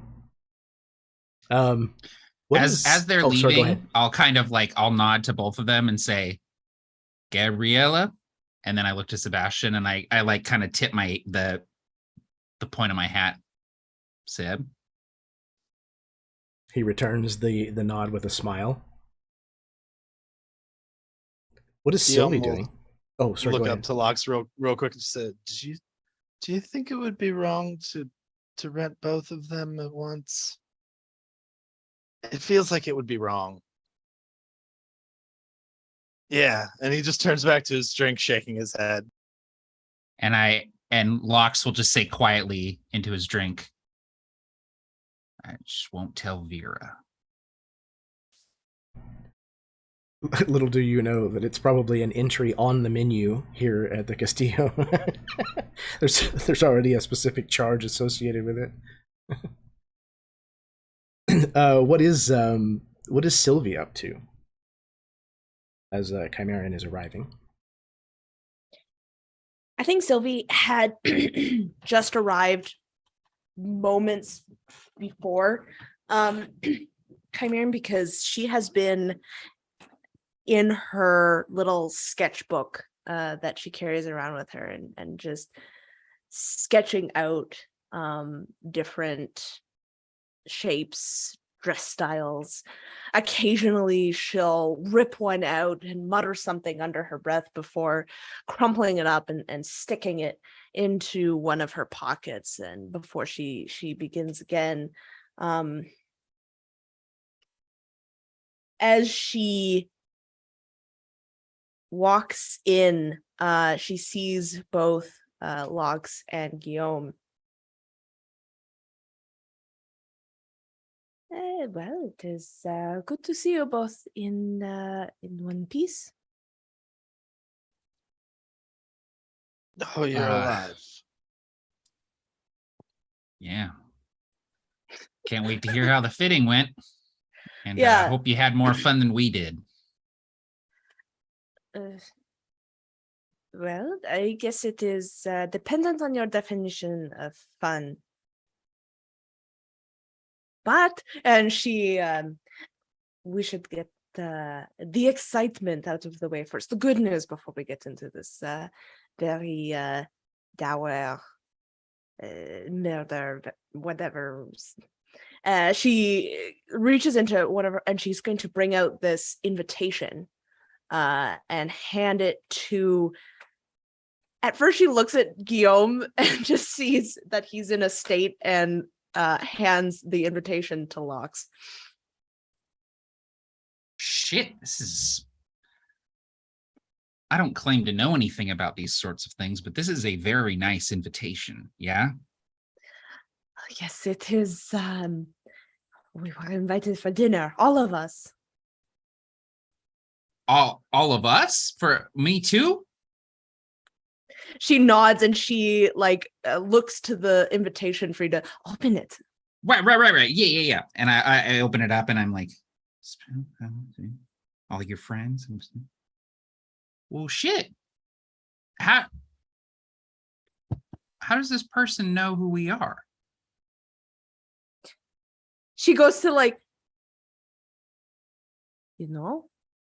I am not sure how she knows you or Cameron or Guillaume, but she did come to my dress show, and she seemed to like it, and I would really like this to work out. I really hope that this is an actual dinner and not some sort of trap. That would be awesome. You see the look on Sylvie's face drops so far as you see that she had genuinely not thought of that Listen, I see this is very neat, and you should be excited, and you just be excited about it and go into it assuming that everything's going to be fine, and I can worry about it and will help us if we're going to get killed. Her smile returns and she pats you on the shoulder. And that is why when I am designing your outfit, I will ensure there are lots of hidden pockets for whatever you need to carry. Ooh, yeah, lots of like knives and stuff.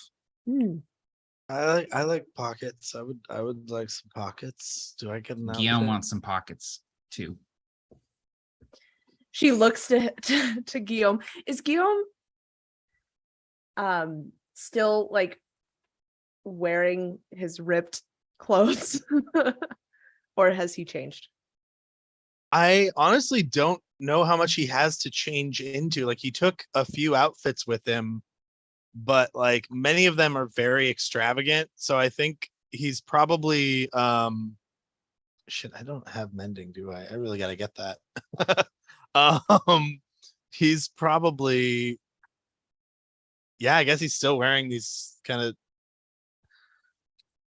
he might have changed like the shirt. I guess he probably would have changed the shirt. So he's, fuck it, no, change clothes. I guess I have at least like one set of clothing in backup. So it's probably a little like weirdly flashy, but at least it's not covered in sewer, is what I was trying to say, and I cut off myself. Yep.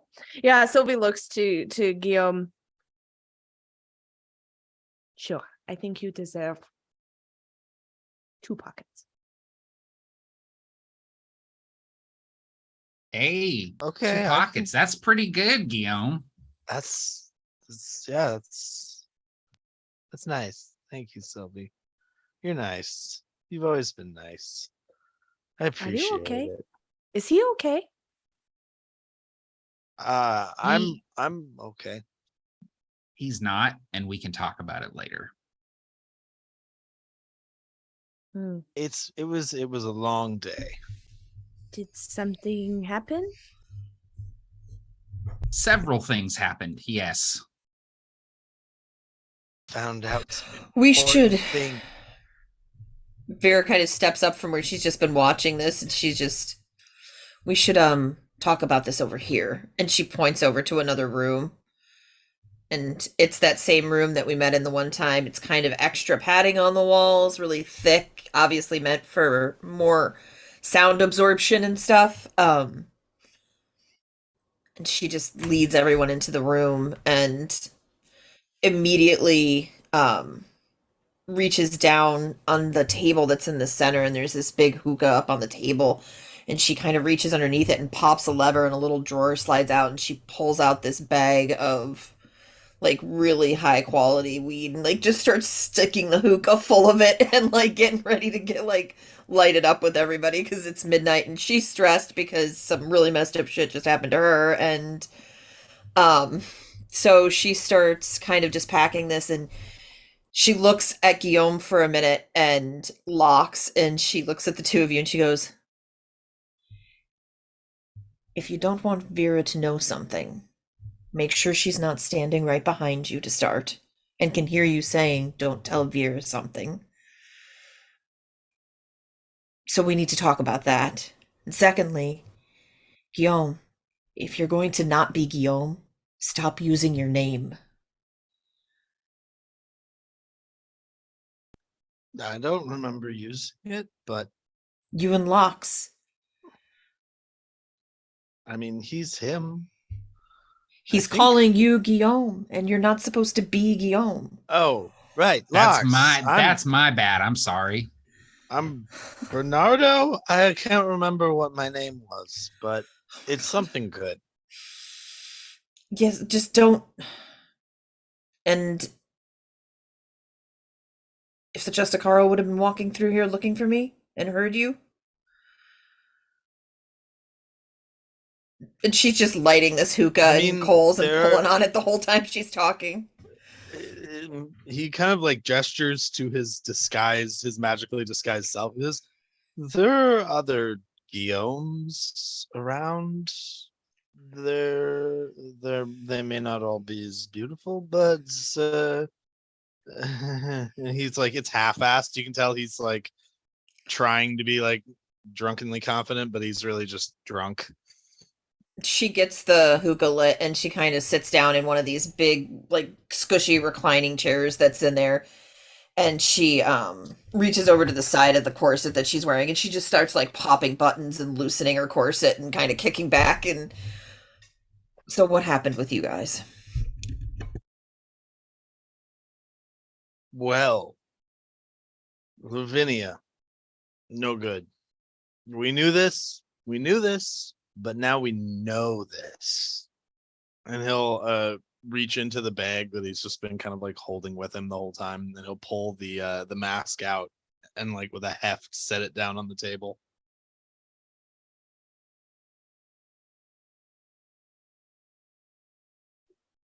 That looks like the one that was on the person that shot the silver, right? Similar, not the same, but similar. Yeah. You found this at Lavinia's? Not just at Lavinia's, like in a case. It's important. It's definitely hers.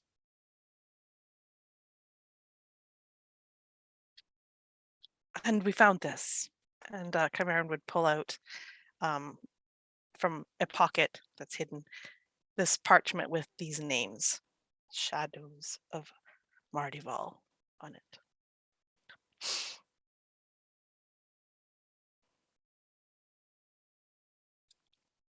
Does Vera recognize any of the names on the list? You'd recognize the one that I would point out. I know this one, and it's that pregnant woman we met. Her last name, yeah. Mm-hmm. But I don't know if you know any of the other ones. Chimeran didn't.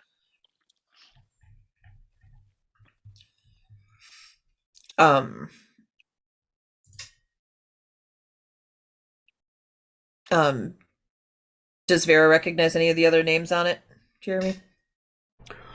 I would imagine that you probably recognize a few of them. Okay. The ones that you recognize all are people with dealings in the city itself, the city proper, Al Hidalgo. There might be a name that doesn't live in Al Hidalgo, but that you know is going to be here for Mardival. They come every year or something like that. And most of them are well-to-do families. They're not all like super wealthy, but all of them are at least, all of the ones that you recognize are at least noteworthy families or households.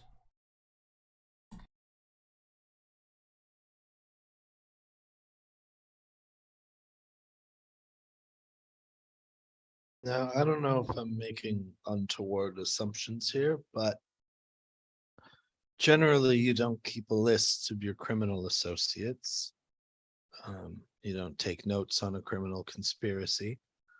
So is this a hit list? Are these Blackmail potential list. victims?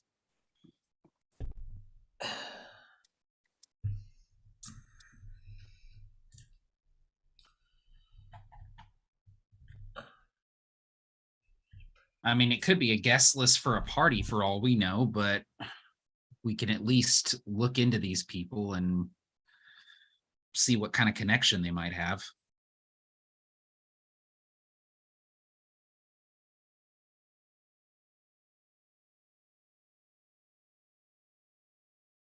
I think like Aslox is saying that, like a bunch of platters of food and like a bunch of flagons and bottles start showing up at the table, and he's just like, hey, thank you. And he's like slipping a couple like silvers to the person who brought it over as a tip. Hey, dig in, guys. It's on me.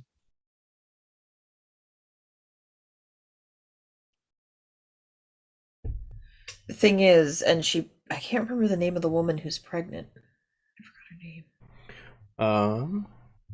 Escanda? Es- Or something? Yeah, I think that's right. Skanda. Boop, boop, boop. I De la have it written down. Apozuelo. Yep. I wrote down the last name right. Yeah. Esconda. Oh, okay. Yeah. So she's Escanada. Escanada de la Apozuelo. Yeah. okay. It's interesting though that she's on the list. Everyone. I mean, Her or her husband? We don't know. It's just the last name. oh, was it just the last name? Yeah.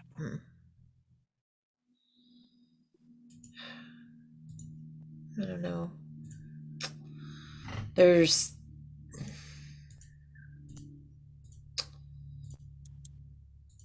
I mean, she's pregnant. The wife is, obviously, and the problem is that she got pregnant during Amigazada, is the rumor on the street. During the, well, she's been shunned by her husband, so why would they have that name on this list? So maybe it says shadows of Mardival. Maybe they are the ones to be shunned. I have no idea. Are the other? Well, I don't know. I don't recognize any of these names, but maybe we look into them, and if any of them are about the same amount pregnant, maybe there's a connection there. I think Chimera cannot help but laugh at that part, honestly. Like Yeah, Vera's just outright laughing, and she just slides the hookah cord over to freaking Locks and just shakes her head.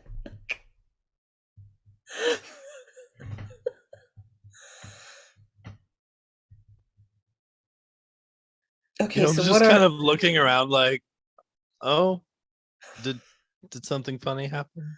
what are shadows? What do shadows do? Shadows are a part of you. Shadows hide things. Shadows essentially mimic you and do what you do. people also don't see them. Usually you You don't ignore shadows. you don't pay attention to them. They're not really seen at all. They're vague. They're just Shadows are only able to go out in the daylight. If it's nighttime, you don't see a shadow.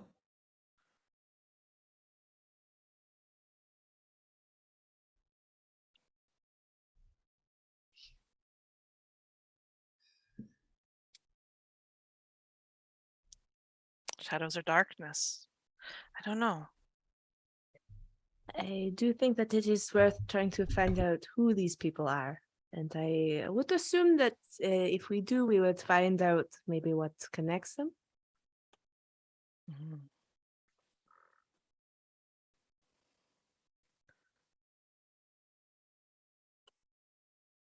We might even be able to come up with some basic theories if we just put our heads together and pool what we know about these folks, any of them that we do know.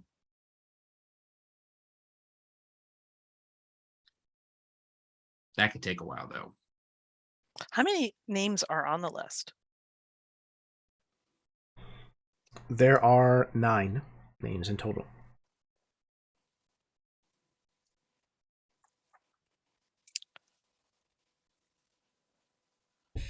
What You are- know why? Go ahead. No, you. Oh, Vera was just going to ask, so what are we intending to do with that? And point at the mask.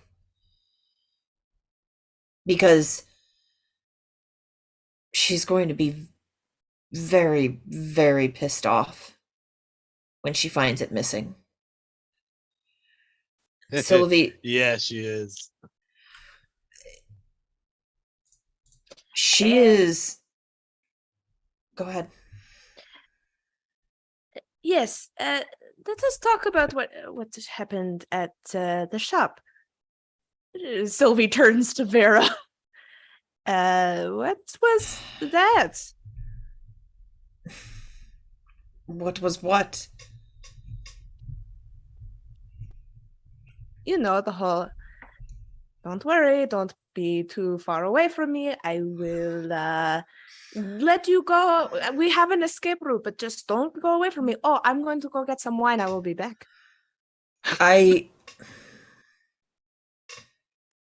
Is this Wait, one of those? you left her alone with Lavinia? It was not my Vera. intent. I did not do it on purpose. I was Why'd whatever you do it at Lavinia all? is. I didn't have a choice. But she I asked her who her fiance was. She's going to be married to a Justacaro, a high-ranking Justacaro, and I asked who it was, and she turned and looked at me, and then you just decided you needed to go get wine. no, she asked me to, and You just did her bidding. I had no choice. She compelled me somehow. Vera, Guillaume slaps himself in the face, and he goes, "I'm sorry.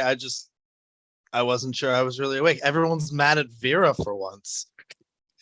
You did something wrong, and I did not do anything wrong. She compelled me. She used some sort of magic on me that made me go do it. I didn't have a choice. She locked eyes with me. She stared at me, and all of a sudden she said, "Go get us some wine." And everything that in my being said that this was the thing I needed to do right now. Even though I knew I wasn't supposed to, I couldn't not. this is either the You know what? most elaborate excuse I have ever heard, or that woman's damn powerful. Because, girl, in the whole time I've known you, you have never, ever let anybody tell you what to do. Thank you. That's my point. Vera, That's honestly the I'm not- scariest thing that any of these vampires has done yet. That's my point. I couldn't not. By the way, and she pulls out like the wine that she had like kind of tossed on the floor. These are courtesy of Lavinia. Have a drink. You know, now that you mention it, our eyes did lock in the mirror, and it was only a moment, but it felt like time had stopped for a moment. Oh no, we're all gonna be just forgiving and okay with this now. Imagine it was me. Imagine this happened. Imagine I did that. You would all be saying, "Oh, you let yourself get seduced, Guillaume. Oh, you're such a fool. You shouldn't have looked into her eyes for so long." I mean, I am a better actor than you, so who knows?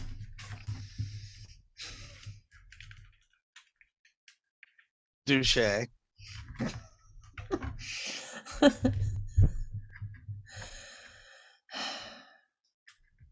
I would not have done it if I had not been forced to do it. But before it happened, I was reading her thoughts. And while she was interacting with you, she was hungry. It was weird. It was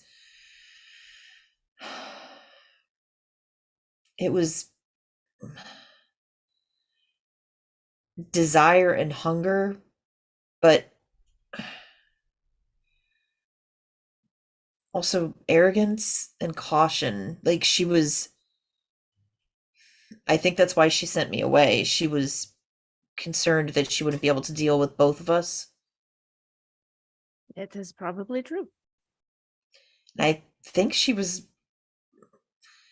sniffed you, Sylvie, when I watched her. She like inhaled you, and I think she intended to eat you. And not in the way that happens under these roofs here. It's So, hang on. How did things pan out then? If Vera left and Lavinia wanted to eat you, Sylvie, what ended up happening? Well, to be honest, I was quite terrified. She was looking at my wrist, and then the next minute I knew, she left. Just like that? Yeah. She quite abruptly. She said that she had to go. She had important matters to attend to. Hmm. Did something happen before she left? Why'd she go?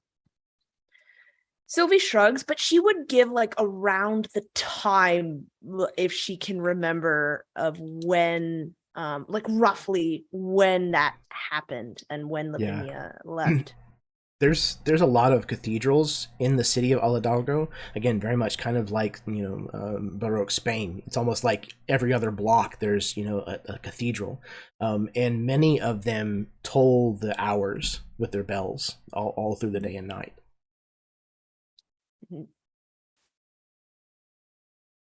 That would have been around the time that we were there. Right around the time we were leaving, actually.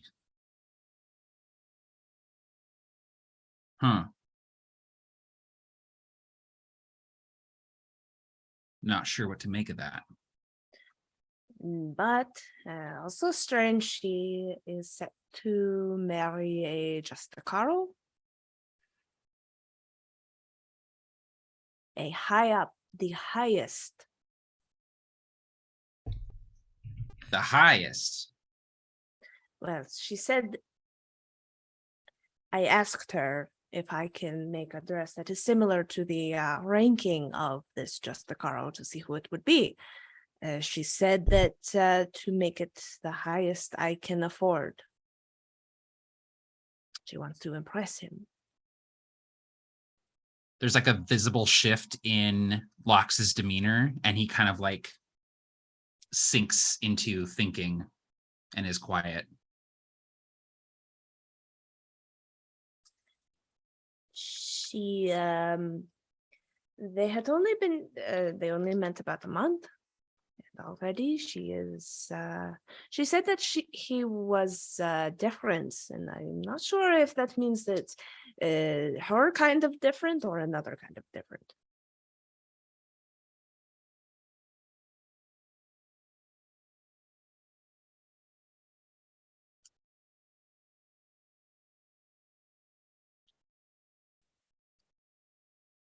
But she is going with him to Mardival, and she wanted to impress him. If it's who I think it is, then yeah, this all goes deeper, higher. Take your pick. This is probably why your Justacaro was taken off the case after trying to go after Lavinia. If she's marrying the highest Justacaro, they're not going to want to look into her, investigate her at all.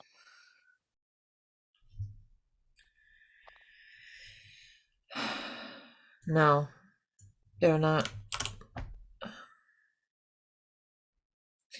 An interesting thing happened when we were talking. When I mentioned that we had to meet Lavinia, Ella got very Oh, upset. Ella now. She got very upset about the fact that I was meeting with her. And not in a she's jealous kind of way. She flat out said it. She said Lavinia's dangerous. I feel like she may know more than she's leading on. She doesn't realize how much we know. But I'm not really too keen on telling her everything without letting you guys know. I feel it's important, since we are all wrapped so deeply in this, that we don't do important things like that or withhold important information like that without allowing you guys to know first. If you have no problem with it, I can talk to her more in depth, but I didn't want to make that call for all of you. Since it's your lives at stake along with mine. I don't want to speak for anyone else, but as far as I'm concerned, dig as deep as you want. It could be that the Justicaros have already been infiltrated by vampires. If you trust her, I trust you. So don't look so shocked, Vera. I do. I just, don't always like you. But I do trust you. You're mean to me. I don't really like you either, so we're equal on that. And he looks like genuinely hurt. He's like, geez, I didn't really mean it. I was just all right. Never mind. But yeah, it would probably be good for us to have an honest Justicaro on our side, since clearly all of them are scheming against me under Lavinia's influence. She takes a big pull off of the hookah and rolls her eyes, and she's like, fine, Guillaume. I will admit you have grown on me slightly. And were you to perish in some terrible manner, I would feel sorry for you. And perhaps miss our witty banter on occasion. Well, then, never mind. Yeah, I would likewise be saddened by your untimely demise. Guillaume, I think at some point you have either like picked up the hose or, been past it or something, and you maybe go to take, a drag, but you realize that the tip, the mouthpiece, is made out of silver. Maybe I shouldn't overindulge. I've already had plenty to drink, and I don't want to cloud my head further. He'll just hold it out to the next person. Lox takes it and takes a pull, and he's kind of like looking at Vera and then looking at Guillaume and looking at Chimeran, and then he looks back to Vera and he goes, we were in the sewers, Guillaume died, and now he's a were-rat.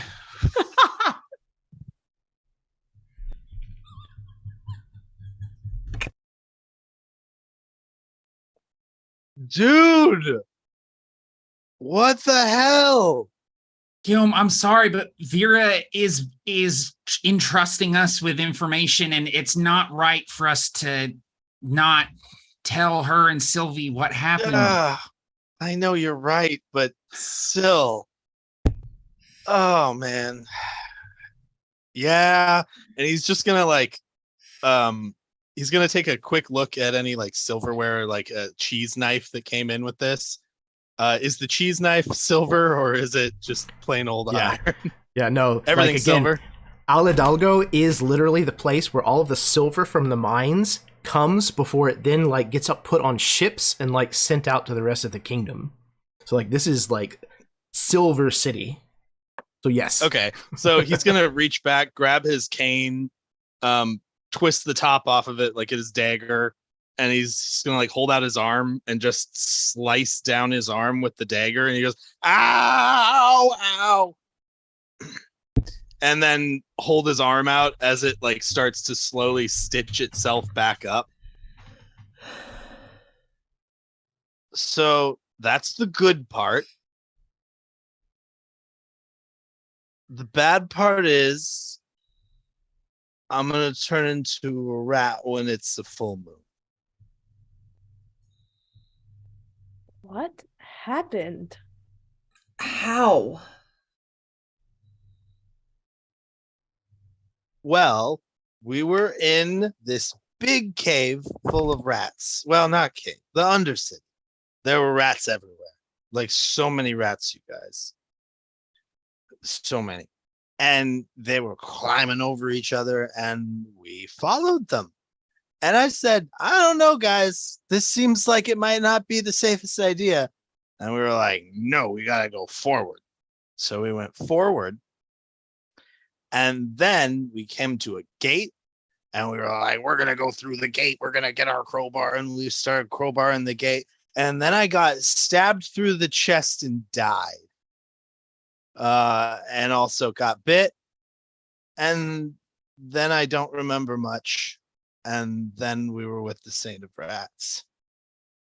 There was some like light and some vibration and music in between. I don't know. It was kind of strange.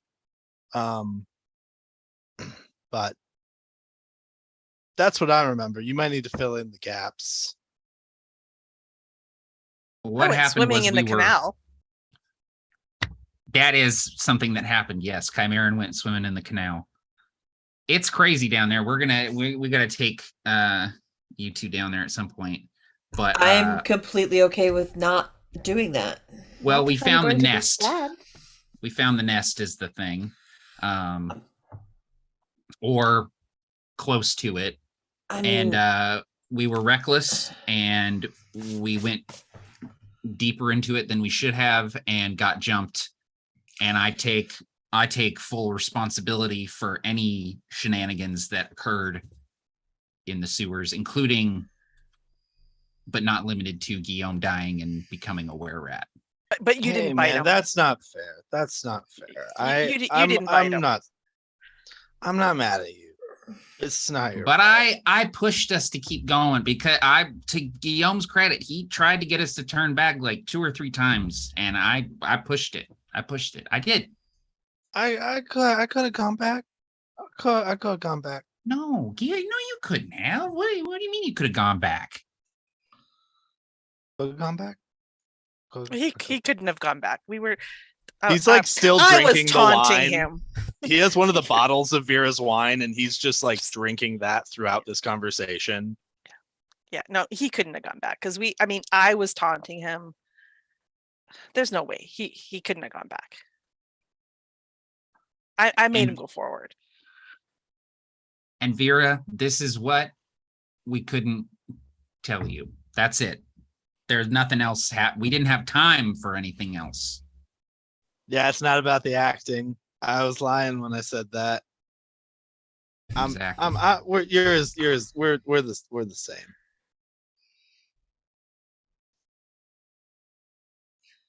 of course we are.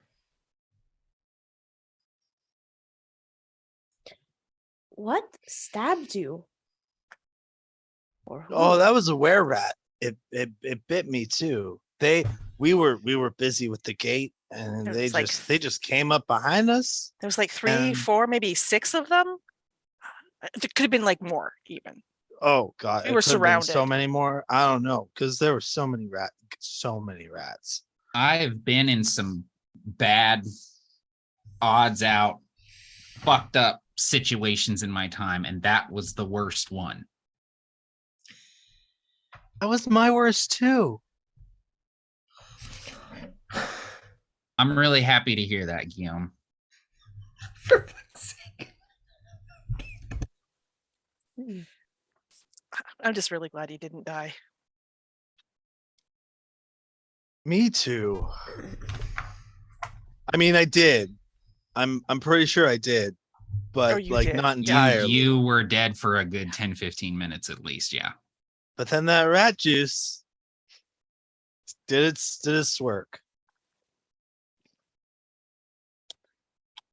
Do we know when the next full moon is?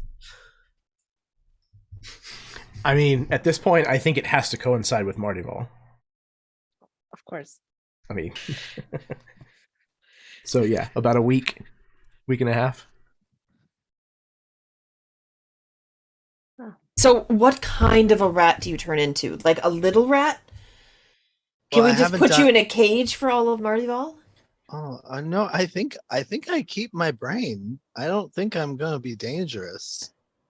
I don't know. I guess I should talk to the saint more about this. He's gonna teach me some things. Oh, I'm sure he would love to teach you some things. I'd like him to teach me some things. Where was I? What was I talking about? Silver foxes? No. The rat thing. So a little rat, like the rats that we fought, and then like a rat man. He said I think he said rat man. Like I could become a rat man. Strong. Maybe Sylvie can give you a cape. I've always kind of wanted a cape. Like I never wear one because it just feels like too much. But like maybe. You have a limit? Well, like with the collars I wear, you can't really wear a cape. They're too high. The ruffles generally go up too high for like a cape to function well. Fear's just giggling every time Guillaume speaks. Same, Vera, same. She's just... So, okay, so while Sylvie and I were here at the Castillo, dealing with business here, you guys were in the sewer with the rats. Then you went to see the Rat King. What are we doing next then? Sylvie like exclaims and she brings out the invitation again. She puts it down on the center of the table. And as you're bringing it out, Lox is like mid puff, and he's like pointing at you, like yeah. We have a party to go to, as she's like puts it all out. I am very excited for this. Where did you get this? So it was when Lavinia left, she ran into this man and he gave me the invitation. Yeah, Vera takes a look at it and obviously she would instantly recognize the name.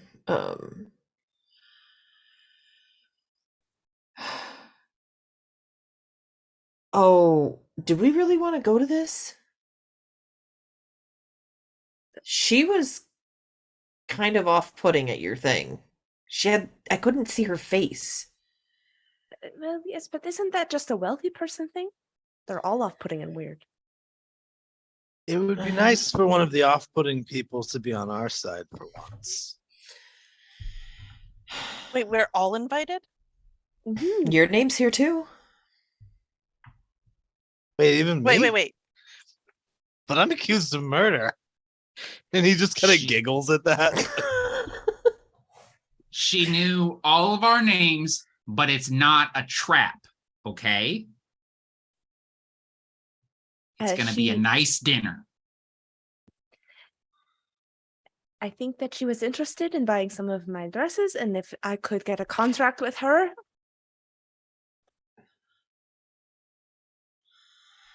Cameron was about to say something and then remembered that he doesn't know that, and so stops himself mid-sentence.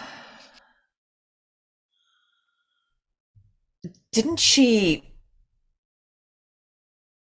I can't remember. Did she look favorably upon Lavinia when Lavinia was at the shop, or was she kind of snotting down to her? Oh no, she hated.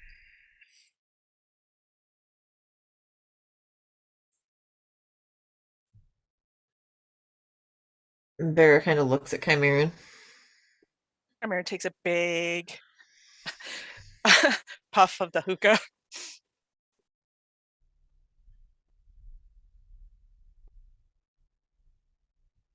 So, that's right. She didn't like Lavinia.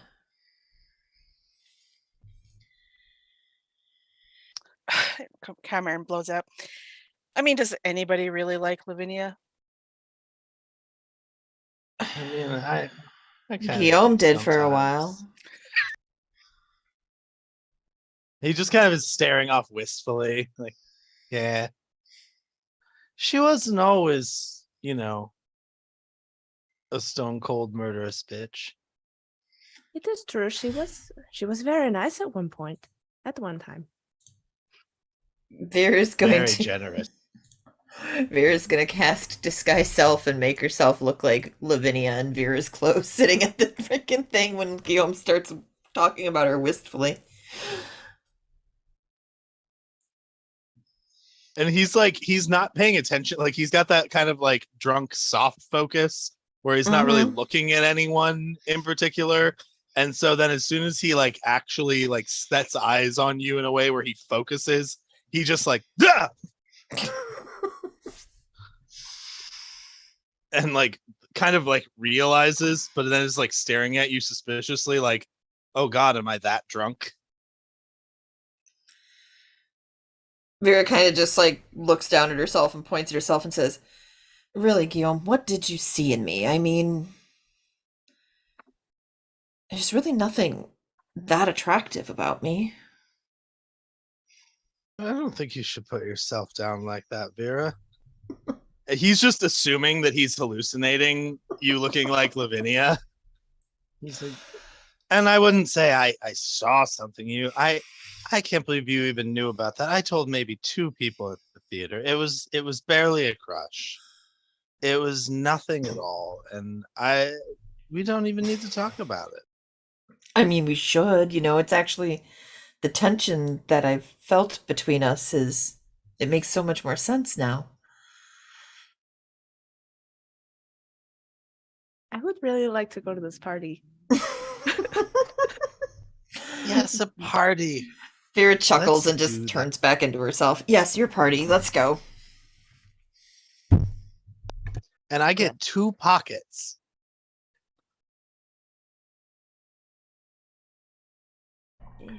It is true. That. Oh, go ahead, please. Yeah, I think Lavinia, Sophie would just go into all of her plans for what everyone will be wearing for the party. Beautiful, because that's exactly what I was going to cut to. I want to know what it is that you each are wearing to this dinner. Again, Condessa is like the rank of countess, so this is a very influential person, and their villa would be very grand. So, keeping that in mind, I would like to hear what each of you are deciding to wear. And you have had a couple of days, so it might have been frenetic at Sylvia's shop, but you certainly could have gotten it done, especially with the aid of magic and things like that.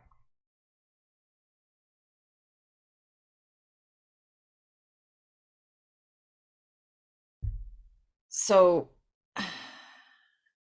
Vera's dress is going to be this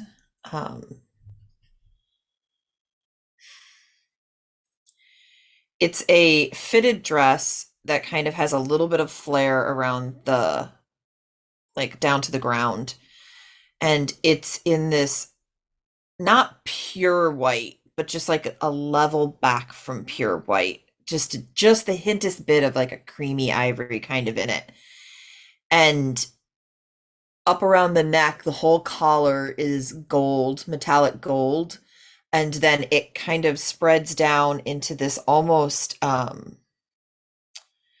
it looks like, when you pop bubbles in the sink and you can kind of see the shape of where they like the little bubbles start popping, and you see like the little kind of cute like forms, like circles that they make. It's got those and that same gold just on top of the white, and then it's plain, and then it wraps all the way around. It starts up on the neck, and then it wraps around her back, and then comes down her stomach, and then around in front of her knees and all the way to the ground.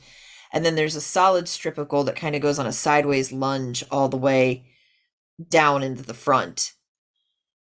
And then on top of that dress, there is a jacket that she wears, and the jacket has no sleeves. They kind of have a cut in, and it's lined on all the sides, and it's very form-fitting to go with the dress. All the edges are in this same gold, and then the underside of the jacket, so if you're staring straight at her, she has like a waterfall of like gold fabric just behind her dress that kind of hangs off of her hips and stuff, separate from the rest of her outfit. And otherwise she has that same kind of a bracer with the same kind of like patterned gold webbing on each of her arms, and her hair is done up in this very she typically wears her hair in this very black and red coloring, very streaky, very kind of popping colors. But to go with this outfit, her hair, she has, it's this kind of just this really nice medium brown with like a slight tone of red to it, and it's all pulled back very, very slick to her head and comes up in a big bun on the back of her head, very low. And yeah, that's what she's wearing.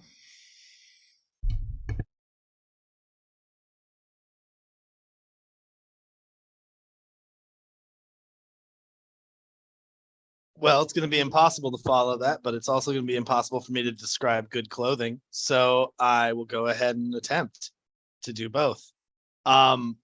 Guillaume is going extra extravagant tonight. It's not exactly a cape, but it's like a half cape that's kind of slashed across his back.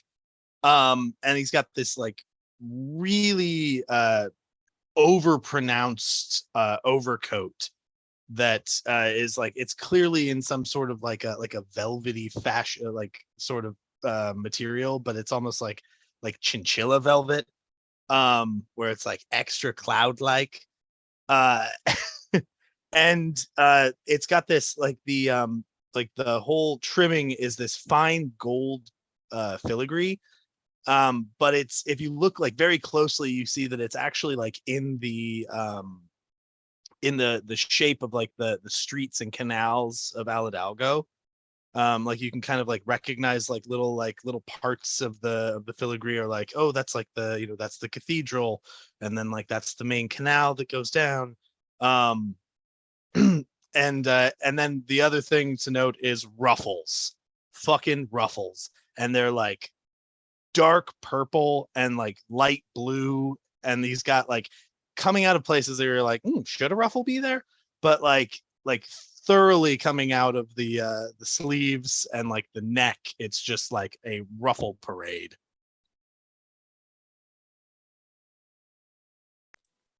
So following up on ruffles, Chimeran is wearing this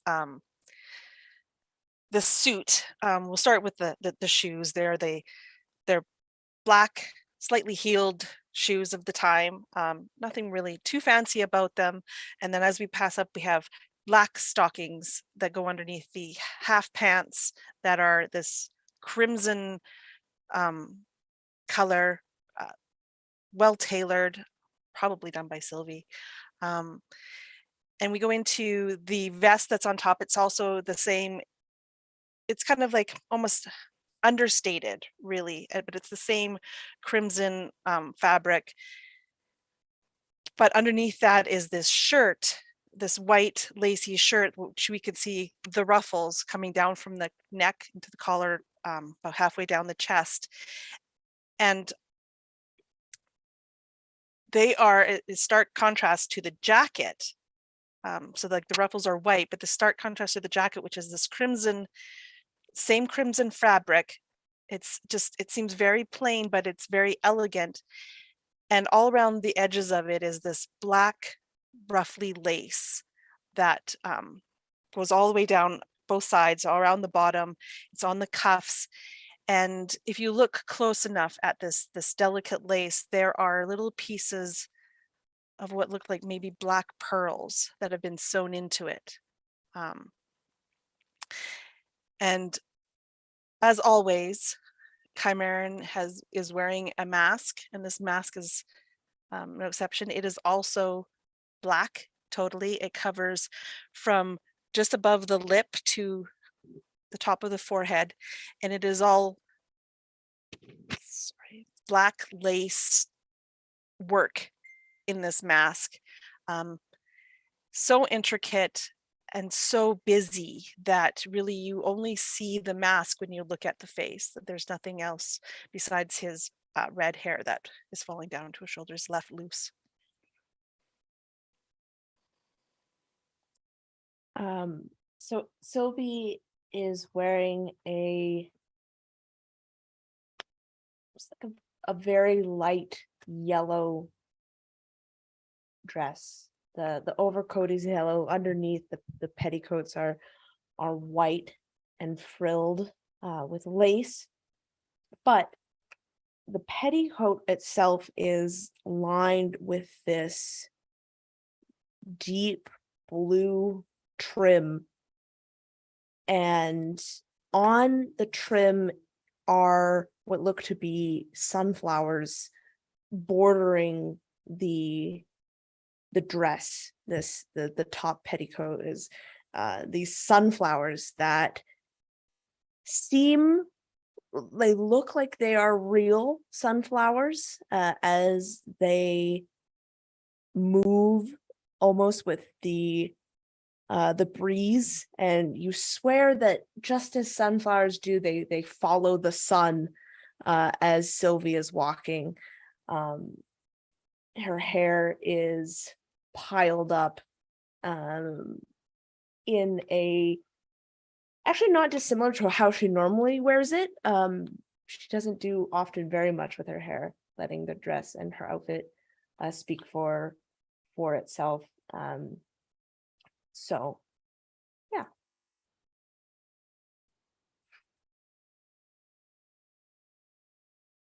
So Lox is wearing do you guys know the movie The Fall with Lee Pace? No? Okay.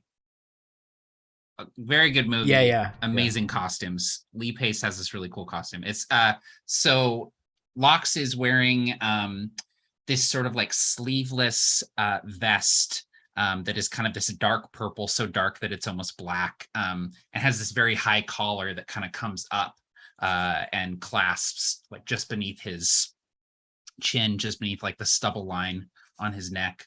And these very intricate like bands and buttons kind of stretch across this vest, and they're sort of in the shape of, if you look closely, you realize that they're meant to evoke like the leaves of olive trees. So these like narrow kind of tapering leaves kind of stretched across this sleeveless vest. And he has draped over the vest this kind of half cloak, kind of comes down to about his knees, that he can kind of like pull forward over it, but can also like very easily throw back if he needs to. And there's like these almost like skirts kind of that kind of come down from the belt. They're kind of these long stretches of fabric that are almost like connected to the pants, and so it almost evokes this like almost like gown kind of silhouette, but as he's walking it's like clear that it's like pant legs. And he has his like typical like boots that he makes sure to polish, so the buckles are very shiny and the toes are very shiny. He does not wear his sword. He leaves it behind, and I imagine that there's a moment where he just sort of like sets it somewhere safe, knowing that he's no less safe with it not at his belt, since he can just summon it at will to his hand if he needs it. He leaves his usual kind of hat at home. The brim is very creased and kind of bent out of shape. It's dusty, it's dirty, like it's been through a lot in the last few days. And so he leaves this peacock feather hat at home, and maybe borrows one from Sylvie's inventory that is like a really like broad brim, just very simple, unadorned, that matches the vest. This is very dark purple, almost black, with a black band around it. And he can't help himself. He takes one of the peacock feathers from his existing hat and kind of stuffs it into the brim for just a little hit of color. He puts that on his head and he's ready to go. That was incredible. Okay. So you have all donned your finest. Many of these things have been aided or created entirely by Sylvie in the last kind of rush of hours. But the evening comes when the dinner is to take place, and when you are ready, there is a gondola that will take you where you need to go to the Villa Garbancera. And as you approach the canal kind of landing point where the gondola will stop to drop you off, there is a rather long stone staircase that rises up away from you, and you can see the towering building that you have seen before, likely, and know to be the Condessa's estate. So as you disembark from the gondola and make your way up the staircase as the fading light of the day kind of filters through the leaves of the trees of spring, you approach the front door. Is there anything that you would like to say or do as you approach the house? Yeah, I think before we start mounting the stairs, as we disembarked from the gondola and the others are starting up, Chimeran is going to grab Sylvie's arm and kind of hold her back a little bit.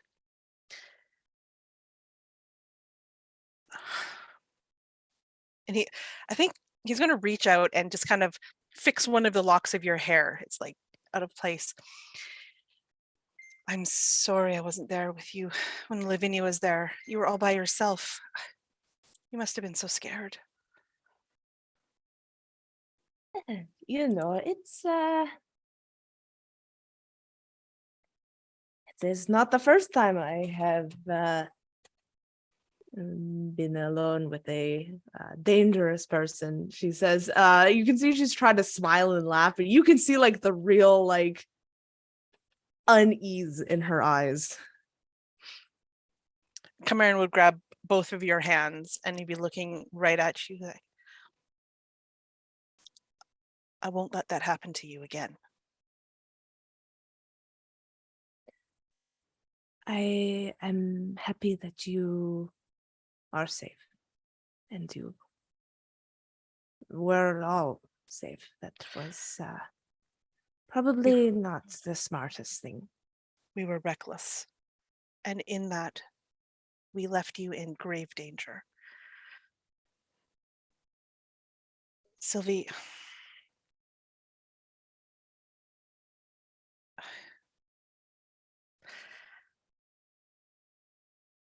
I don't want you to be in danger.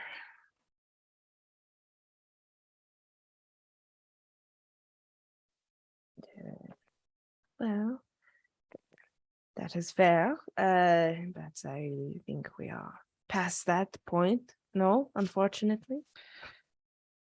Unfortunately. So what I can promise you is that I will be by your side.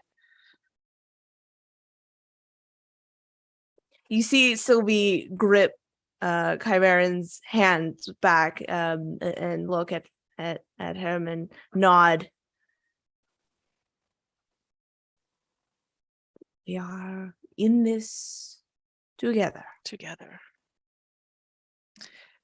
And I think at that, something just kind of snaps in Chimeran's, we should go before they miss us. Yeah, you see Sylvie quickly change her grip to holding Chimeran's hands to fixing a button on his sleeve. There. And she like taps him on the arm. Perfect. Thank you. And he offers the elbow as if, as you would with a lady. Yeah, Sylvie would take it.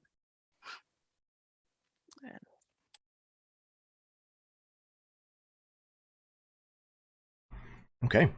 Who is it that is knocking upon the door?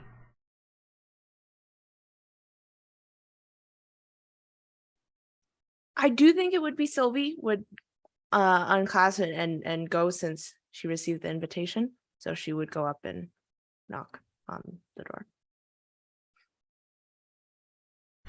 Okay. As you like reach your hand up to knock, you hear very faintly the fanfare that Guillaume normally triggers when he's entering, but you would all be able to tell that there's like a hefty variation on what the normal fanfare is. Like it seems like it's added a few like different harmonies to it.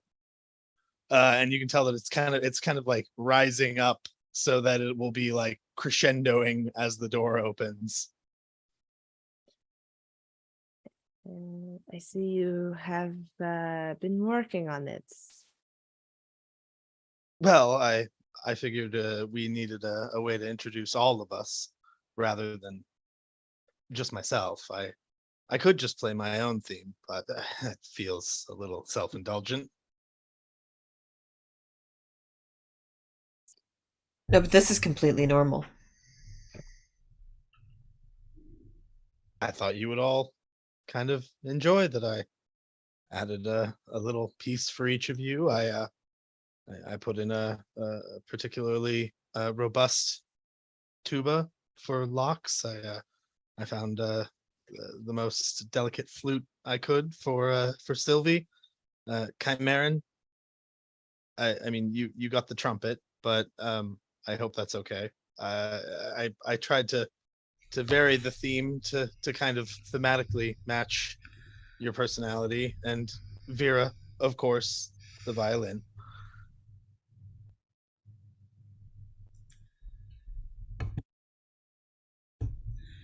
She kind of looks at Guillaume suspiciously.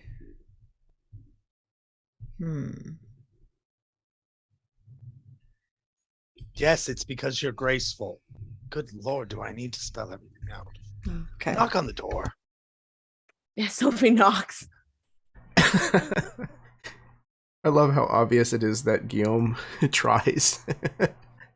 That he really wants so much to be loved. It's adorable. Okay. You reach out, Sylvie, and you knock on this door. These doors are cathedral-like. You know, they're 30 feet high, and they're, you know, twin doors that match one another, and they have this exquisite wooden carving on the outside of all manner of things. It's kind of one of those things where when you see it from a distance, there's too much going on to really see exactly what it's depicting. But now that you're up close, you can see like there's like entire battles that are displayed in the fine like wood carvings and metal inlay on these doors. Like battles of ferocious looking creatures, fanged creatures, clawed creatures that are just in hordes, and there is essentially adventurers that are cutting their way through them in various different scenes. So when you knock on this door, there's like this resonant like echo that follows. But after just a few moments, the door, you can hear the latch throw and begins to creak under its own weight as it opens. And you see standing in the doorway a fairly tall individual, maybe 6.5 feet, give or take. He's maybe a little unsettling whenever your eyes first fall upon him, because he seems to be dressed in like a skin-tight suit that is at one time like a fitted like tabard that a butler would wear, but also almost looks like musculature stretched over his body. His head seems to be a skull, a large portion of which seems to have been painted black, maybe with soot of some kind, only leaving certain parts of it untouched and bone white in this very almost tribal looking markings, very decorative. As the door opens, he stands aside, just standing there, staring at you with these kind of empty eye sockets.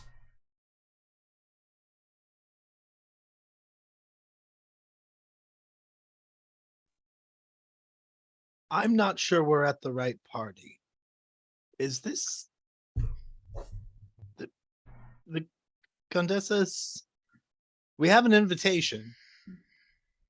This individual says nothing, but he gestures in through the open door and takes a very deep bow, like unsettlingly bending far at the waist.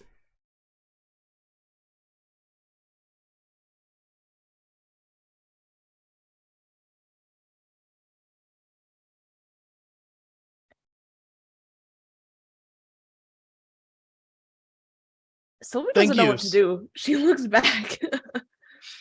Guillaume will start walking inside. Thank you so much for your not in the least unsettling greeting.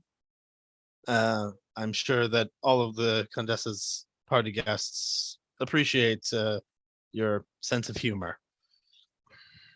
And I'll just kind of look back at everyone like, "Hey, we're in this now."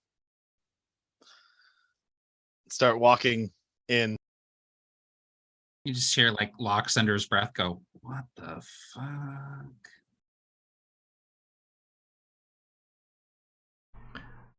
All of you, as you pass over the threshold of the house into the interior, you're greeted with a lot. Your senses are almost overwhelmed by just the beautiful carvings and appointments that are decorating this room.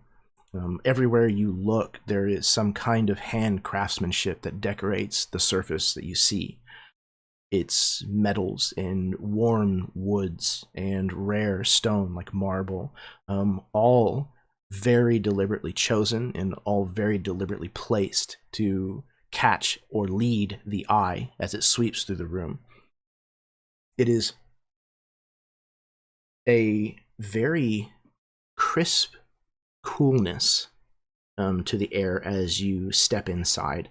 It's probably a good 15 to 20 degrees cooler inside here than it was outside, and you can feel that as you pass over the threshold. As you step inside, there is music that you can hear as if emanating from the room beside you, as if bards were seated in the corner playing something akin to like Moonlight Sonata, something soft and flowing. It takes many skilled musicians to play together, but you don't see any musicians. It's just this disembodied music that seems to softly echo at exactly the right volume. There's a grand staircase that leads up out of this room, and then there are a multitude of doors, some of them larger than others. However, off to the left, there is a set of double doors that are standing wide open, and it looks like a large room off that direction that is lit with chandeliers and candelabras.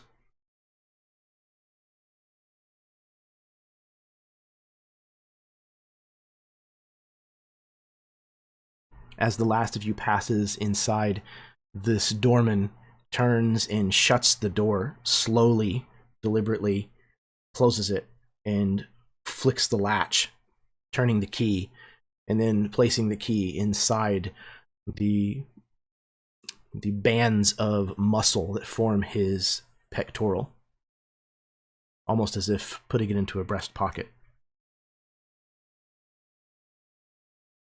Okay, but that didn't seem necessary, guys. Why did he lock the door? Did we make a huge mistake?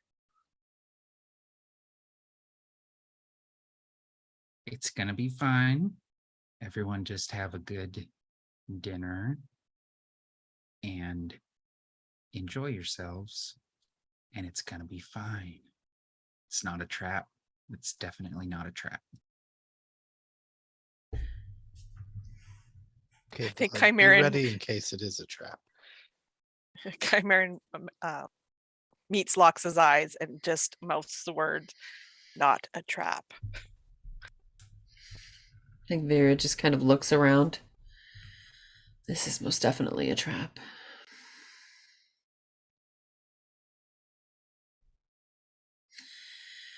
Well, let's go. She'll look at the guy at the doorman, and we're supposed to go.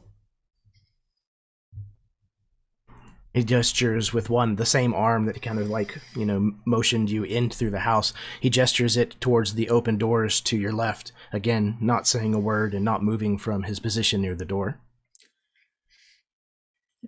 Vera will just kind of loop her arm into Sylvie's and start walking them both in.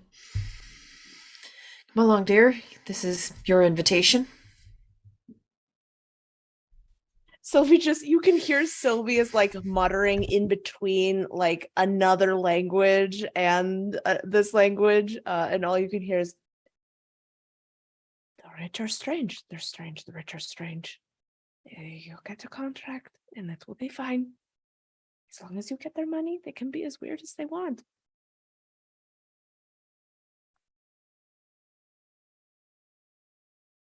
It's true, my father once had a party where everyone had to dress as their favorite animal, but only from the chest up.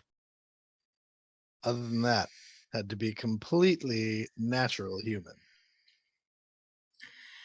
Vera would probably lean in and try to console Sylvie a little bit and just say to her, "Sweetheart, do you think this is strange? You should try fucking them." you can feel like a physical like a shiver run through Sylvie as it is both of our burden to carry. I will dress them, you can fuck them, and we'll both make a lot of money. Oh, I make a disgusting amount of money.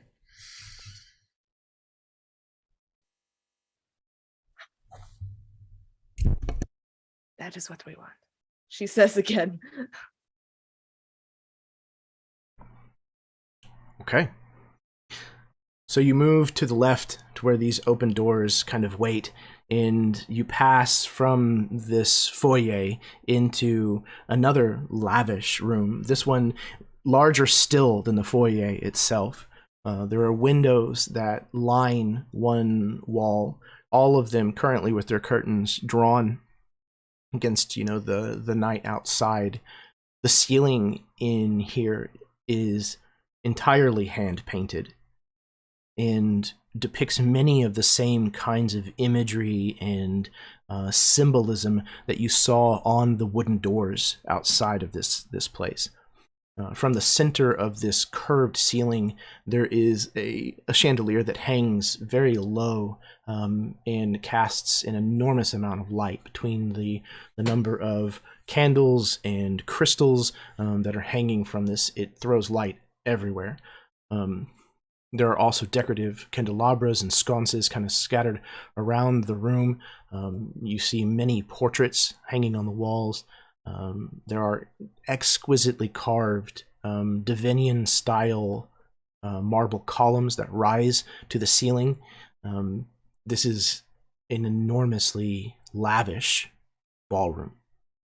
And there is a figure in a dress standing with her back to you at one of the long tables that is set in front of the windows. Looks like maybe helping herself to or rearranging some of the items on the table.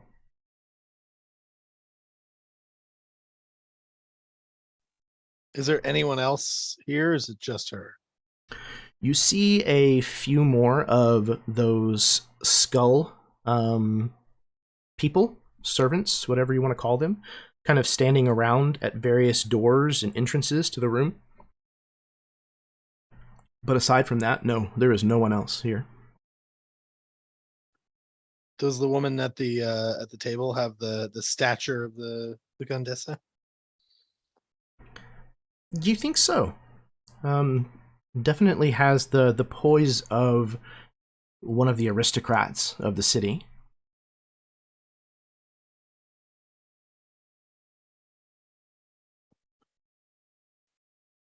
Well, Guillaume is nothing if not chatty. So if no one else is stepping up and saying anything, he's gonna fill the silence. My lady, you honor us with your invitation. I apologize if we've arrived too early. It appears we've beaten your other guests here.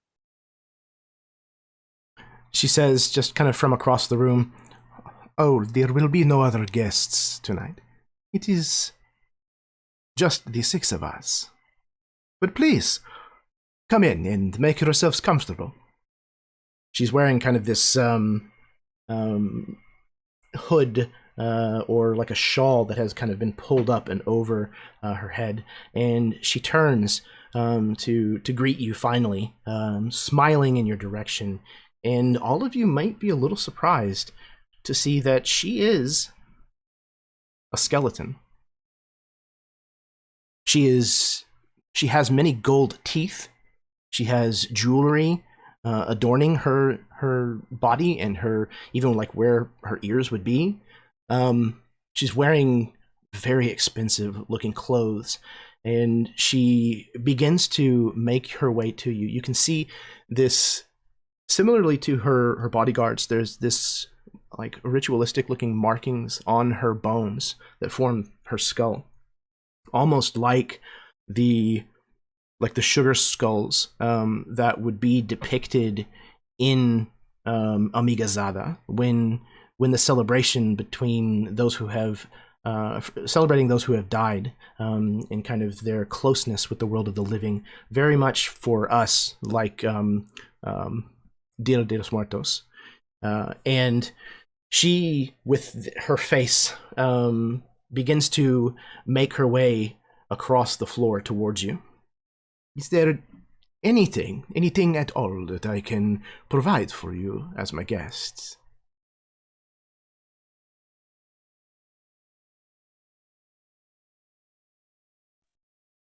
This might be a trap.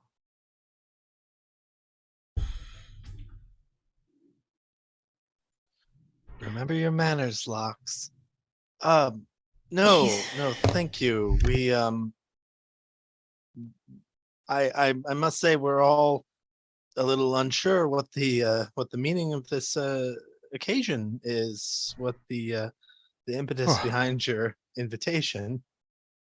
Forgive me. I was hoping that the invitation would be clear enough. It was for dinner. True, there are other things that I wish to speak about with you, but the invitation for dinner was genuine. I do have to admit that when the courier didn't return, I was concerned that you might not come. But imagine my surprise. So sorry. I'm so sorry to interrupt. You said that the courier did not come back. No. Is this something that you were unaware of? Again, my apologies. Is this something that does not concern you?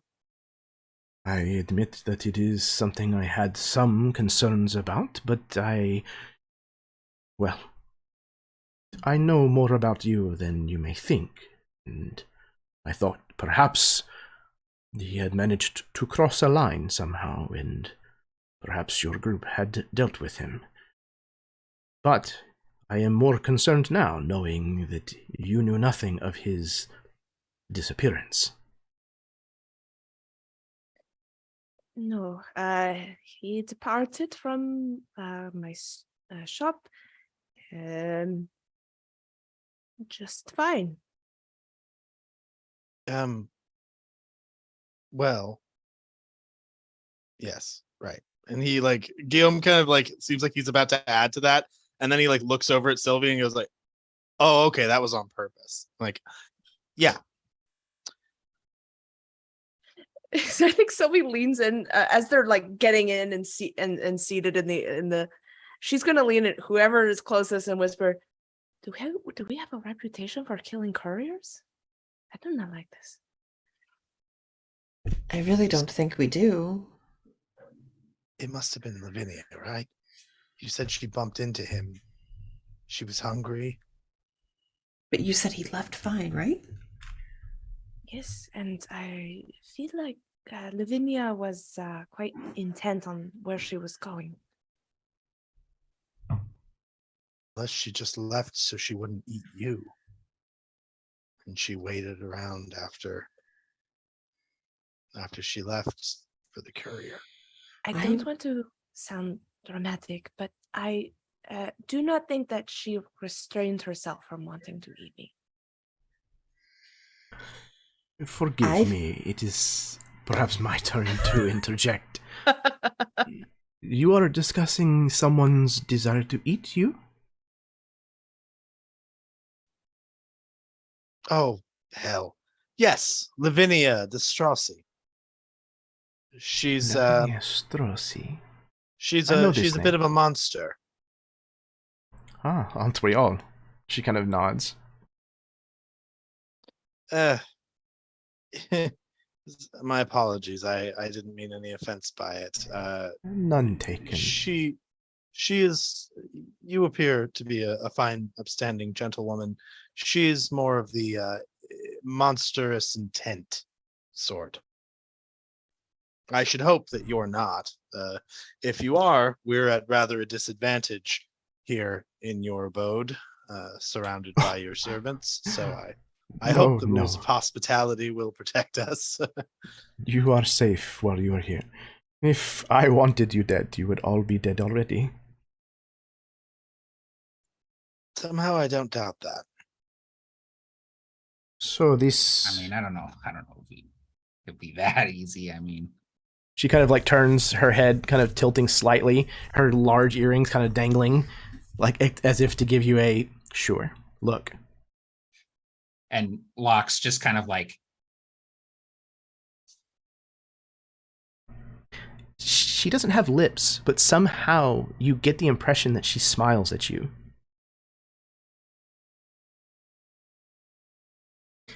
Well, if what you say is true about this Lavinia Strozzi, then perhaps my worst fears are also true.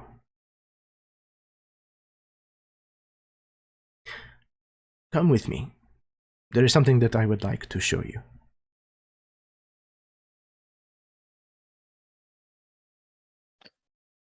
You're our host. Lead away.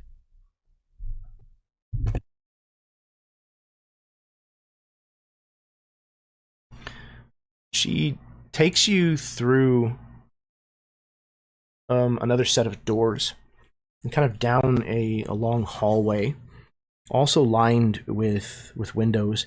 And as you're kind of making your way through the villa, one of the things that kind of starts to dawn on all of you is there are a ton of mirrors here.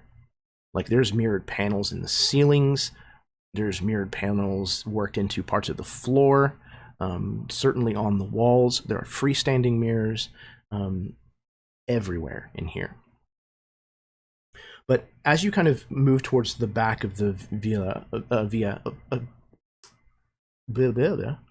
eventually you make your way into a library. It's not an overly large library, but the room is sizable. There's a lot of large tables that kind of dominate the two sides of the room. Again, large, almost all the way to the ceiling. Windows line one wall. Again, the curtains drawn for the night, but there's a fire at the far end of the room, and this kind of long, intricate rug that is stretching out towards where you're all kind of entering from. The Condessa, very kind of not abruptly, what is the word I'm looking for? Deliberately, kind of walks straight through the room towards where you can see on the far wall that there is a painting that is hung above the mantelpiece of the fireplace. And you can see that set in its gold frame that there is a portrait painted of a woman with like kind of fiery red hair and very serious, very dangerous looking gaze on her face. And she holds in her hand, strangely enough, a very specific kind of looking sword.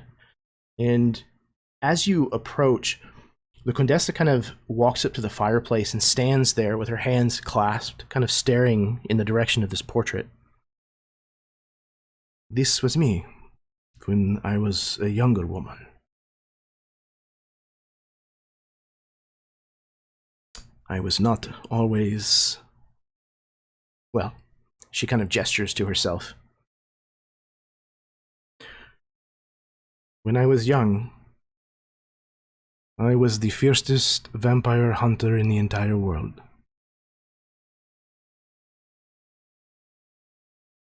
I was so skilled at my job that eventually I could no longer find any vampires.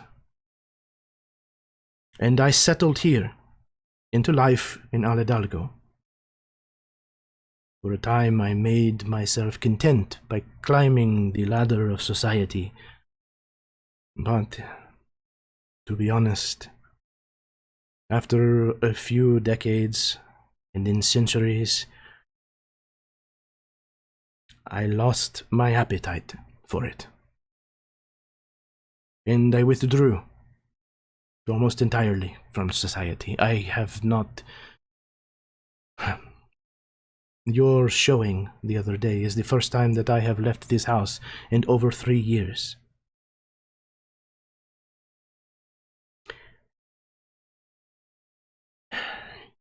I believe that there is a plot that is unfolding here in Aledalgo.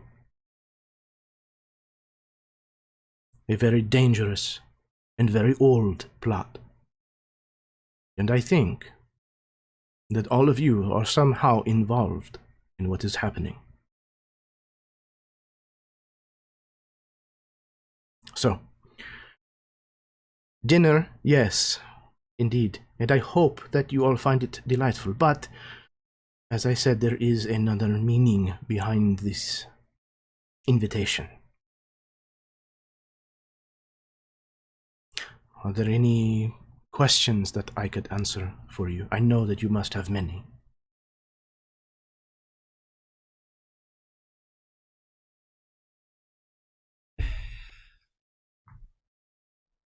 Why don't we sit for dinner and you just talk us through it?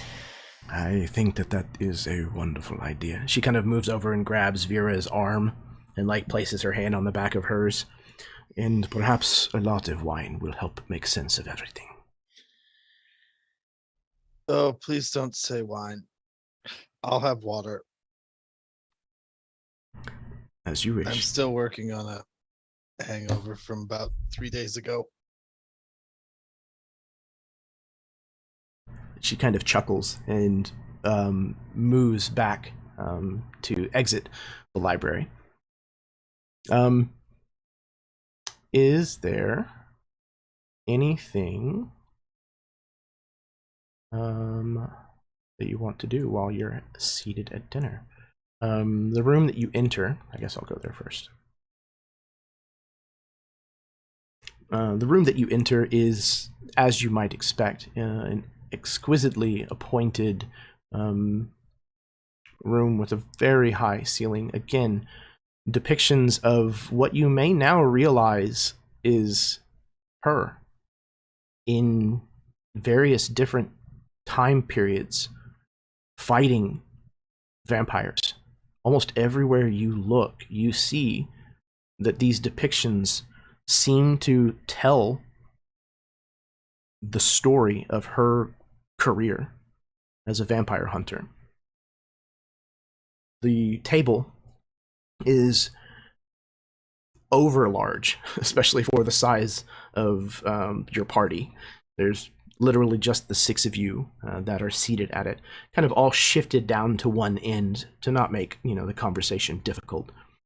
It is decorated with candelabras and a beautiful silk runner that kind of runs down the middle of the table. There is a lot of fine dishes. They are, some of them, silver, but if Guillaume makes it known that he has an aversion, they will be taken away, and porcelain or something will be brought back in its place. The food's delicious. The wine is exquisite, and all of you notice as you're drinking the wine, if you do partake, that you feel good. Not euphoric, but you feel good, even only after a little bit of it. You do notice that while you are all being served out of one specific decanter, that the Condessa is drinking from an entirely different container.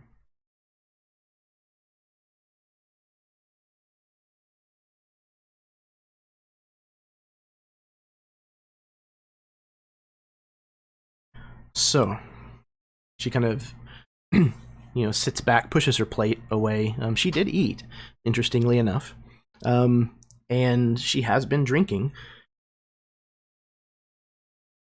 She kind of pushes her plate away.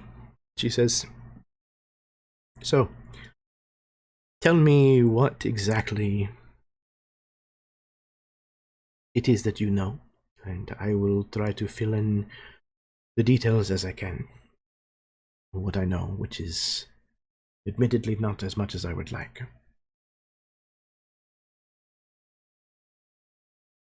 I have one question before we start. Did you know that Lavinia was a vampire? You seemed to not like her when you were at my party. Well, I must admit that some of the graces that I had developed in the social life that I had may be a little rusty.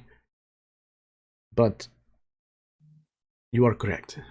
I have suspected for a little while that Ms. Strozzi was becoming a vampire, was being turned. The reason that I came to your showing, as lovely as it was, she puts up her hand. She says, the true reason was to try to get a good look at this Lavinia. I did not like what I saw.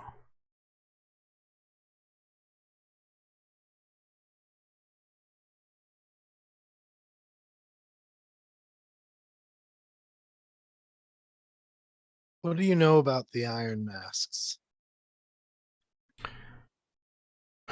The Iron Masks are a secretive group. They are assassins, sell swords, but they have a unique way of working magic into their assassinations. They're very clever, very gifted spellcasters. A lot of rune magic.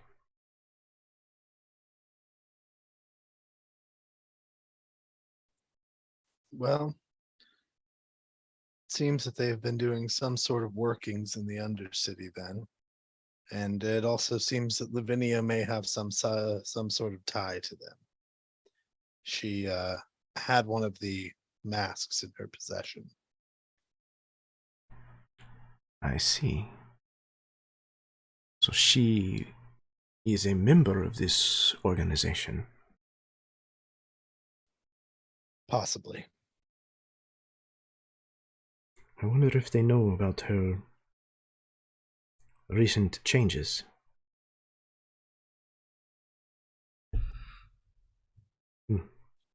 So the Iron Masks aren't all vampires. To be quite honest, I do not know. No, No, there's no way that there could be that many vampires working and living here in Aladalco. I would have heard something. She starts kind of thinking. You can tell like this idea has like struck a chord with her. She seems concerned. Sorry, go ahead. I don't mean to be, well, this is rude, so I guess I do mean to be, but not really mean to be. If you've brought yourself out of society and kind of pulled out of it, isn't it possible that this could have happened and you wouldn't have heard about it? If you've isolated yourself from everything. She kind of like puts her hand against her teeth. I suppose that it is possible. She sounds like mortified. It was one of these iron masks that killed Tareen.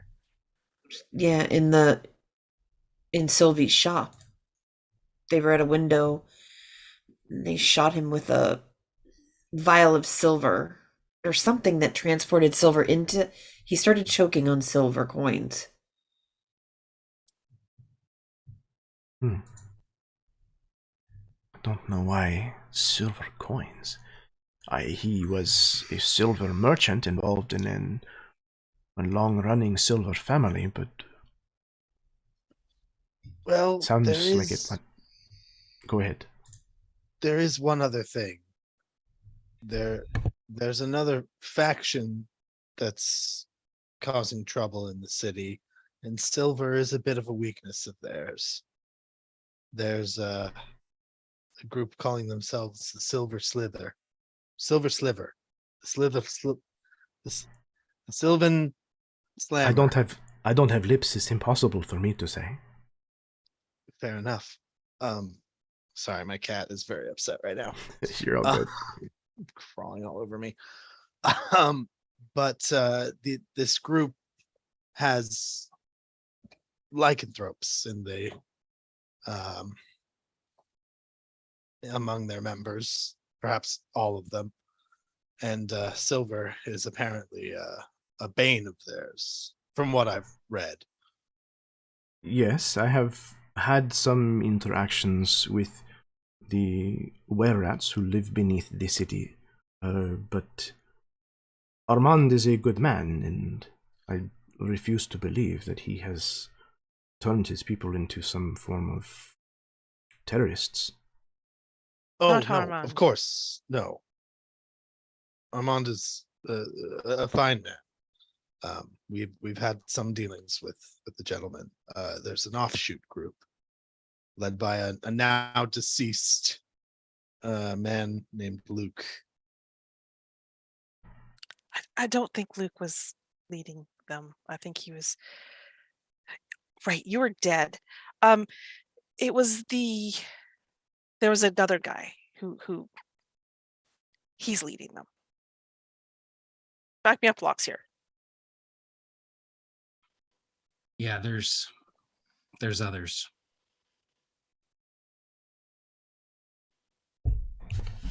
I see.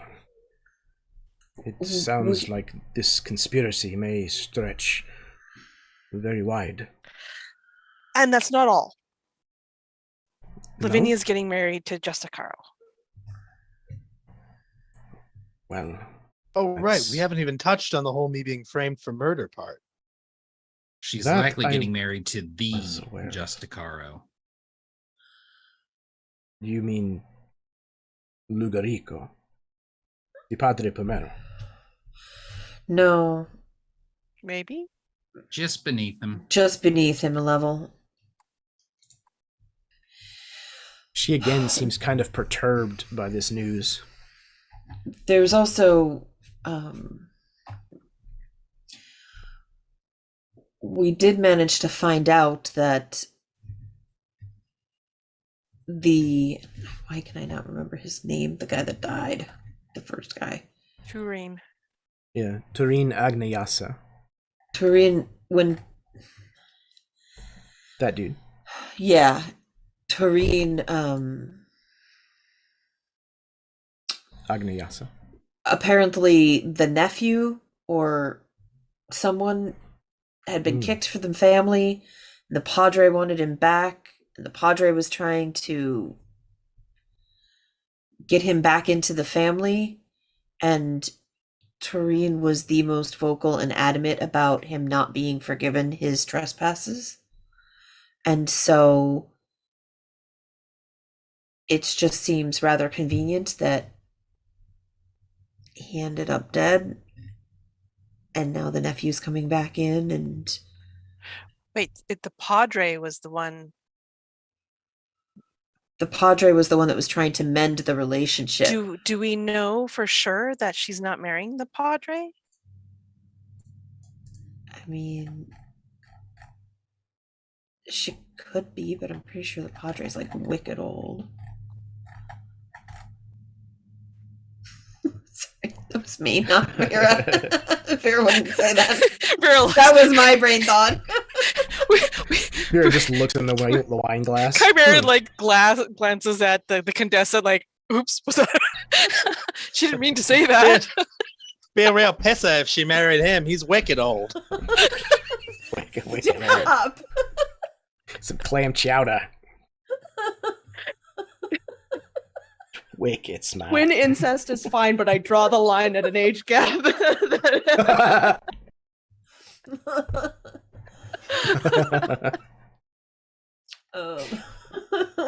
hilarious. Padre doesn't look very old. Where is the damn Padre? This list of characters is so long. Lugarico? I will not apologize. Lugarico. Oh, the Padre Primero. Oh yeah, okay. He looks okay, never mind. I was thinking of the Okay, I was thinking of a different picture. Didn't we already broach the subject of silver foxes at some point in this episode, I think? Mm-hmm. So that would make sense then if Lavinia's got her hooks in on this group so much. The thing is but why kill the student? I think that was just to frame Guillaume. But why? How does that work into any plan? But he was looking into magic. He was seeing my assistant, Constanza. He may have been used to plant those runes around Sylvie's shop. But you had said that the Iron Masks, they deal with rune magic?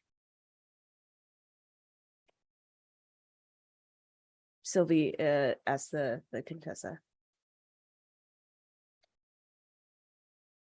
Yes, they have been known to use rune magic in their, as I said, in their assassinations before. Clever uses, I would have to admit. You have seen one of these killings? Well, it's one that took place in my shop. They had messed with the magic of my platform. I see. Well,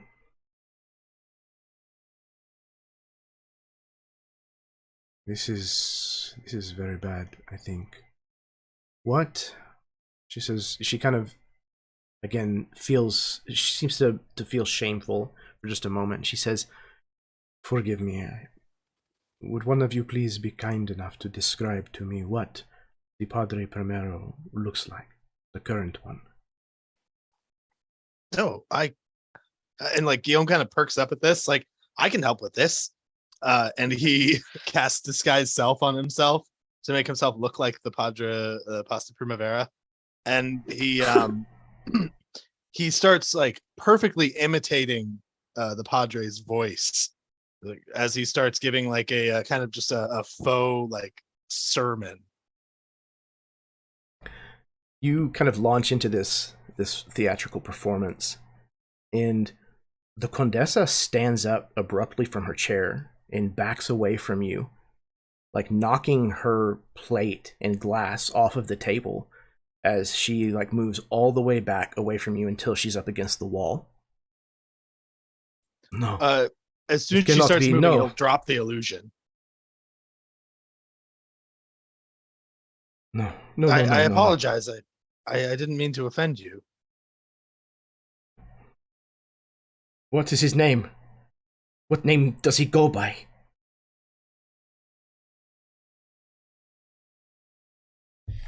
He goes by Mauricio Rodando Borjido. That bastard. Of all the places in the world that he could choose, he comes here. My city. You know him? Right under my nose. Yes, I knew him a long time ago. His name is Prégine. Does that ring any bells? Of course. You can make a history check, but it would be at disadvantage, I think. Okay, a 5. Definitely not. Can I make an attempt on that one too? Yes, absolutely. Also, again, at disadvantage. Okay. I got some history in me. Ooh. All right, that's a 16 overall. Okay.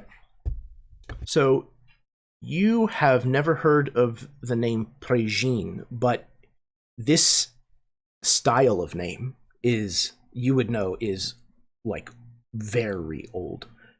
2,000-3,000 years old.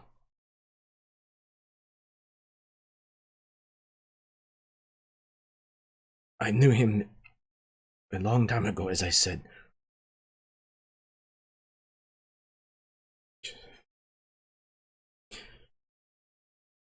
Of course, how could I have been so stupid? She kind of puts her hand kind of up on her forehead. I was once in the position of Lavinia Strozzi. A long time ago, before I hunted vampires, I met and fell in love with Prégine. He began to make me his bride.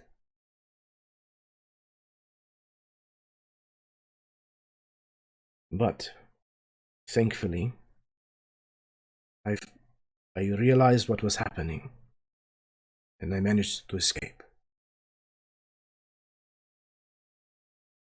Prégine is the reason why I dedicated my life, why I dedicated my unlife to ridding the world of vampires.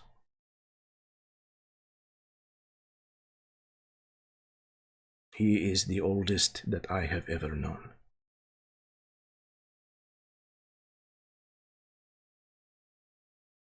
Just then, there is a knock at the front door.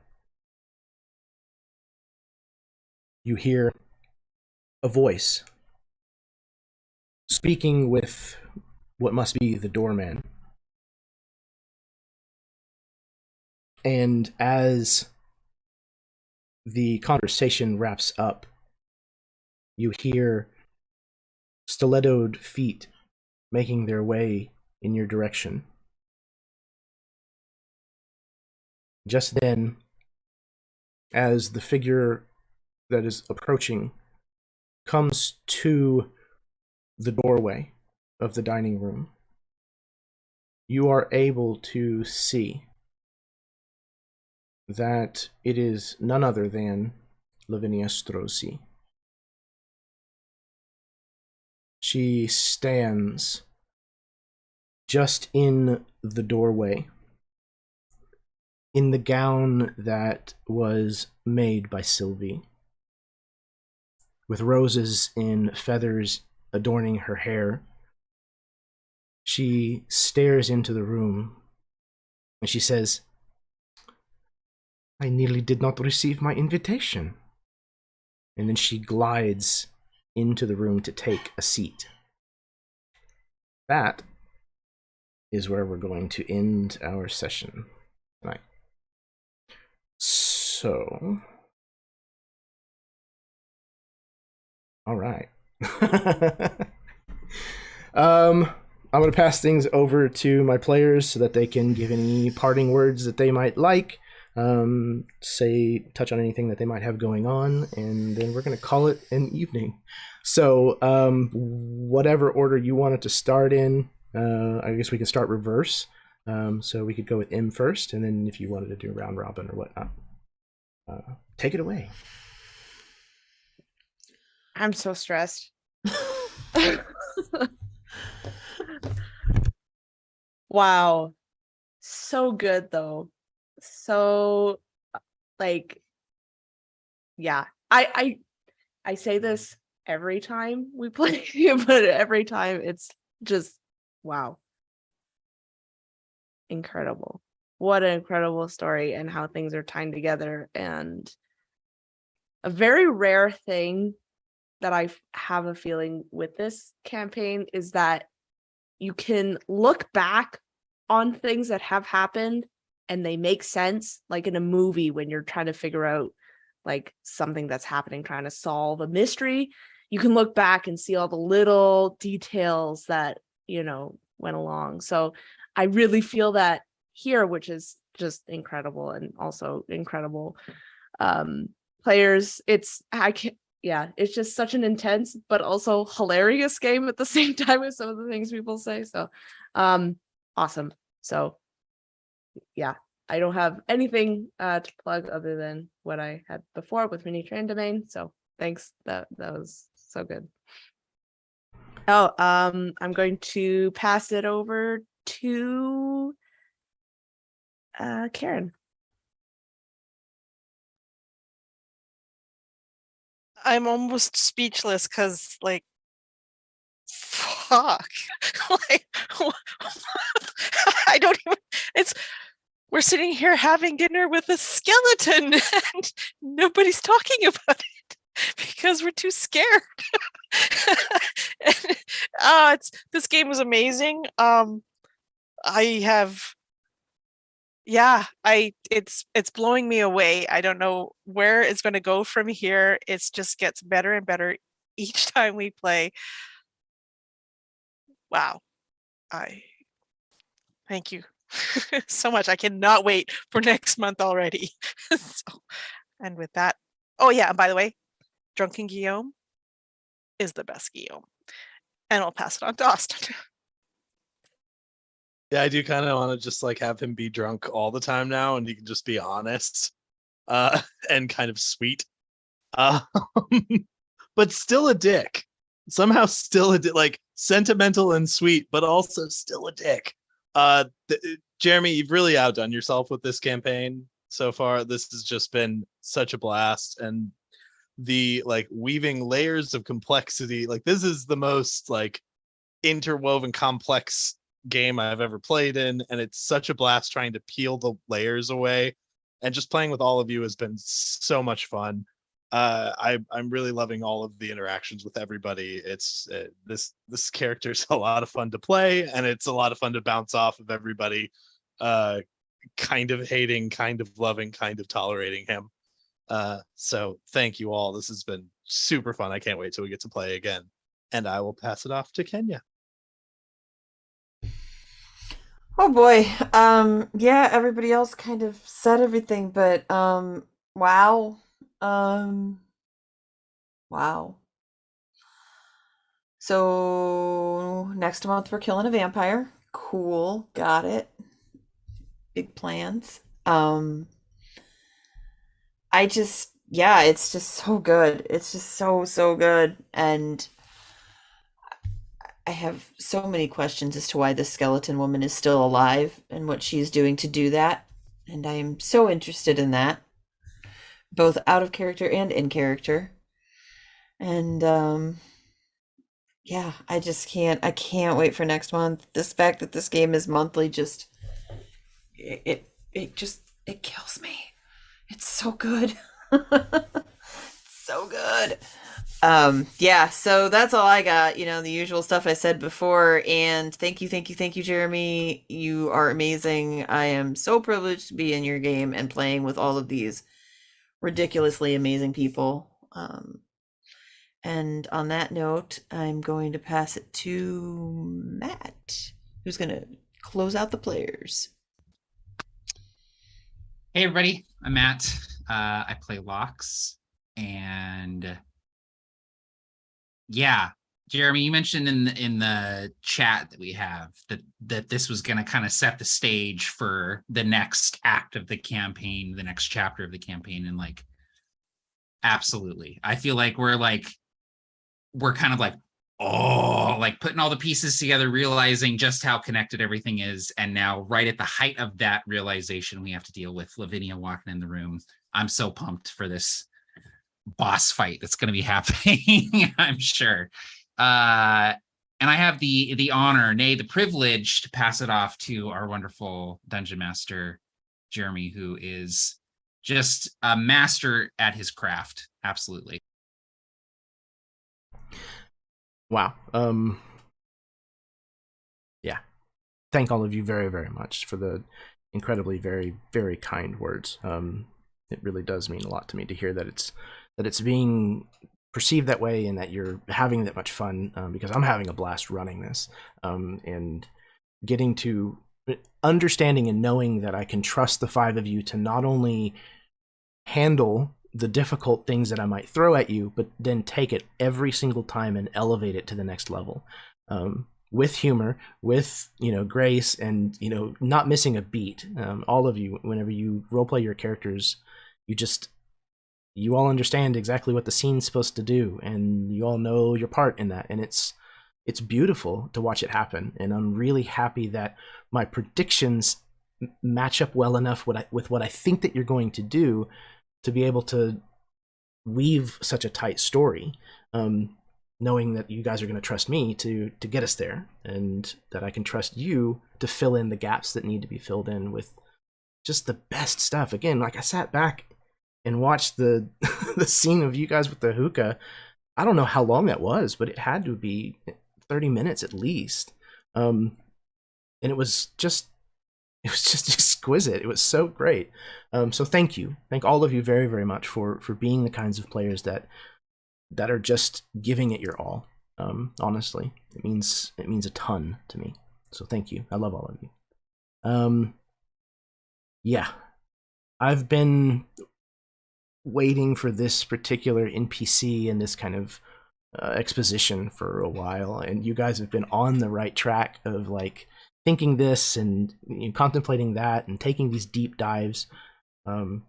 It's been really, really great to kind of sculpt all of that together, around kind of what you were doing, what you're thinking. So yeah, super excited for what comes next in this campaign. There's still quite a bit to go through, and it's we're on the part of the roller coaster that's about to to tip. So I'm really thrilled to see what you're gonna do next. So wait, you mean to tell us that we're like only on the click part so far?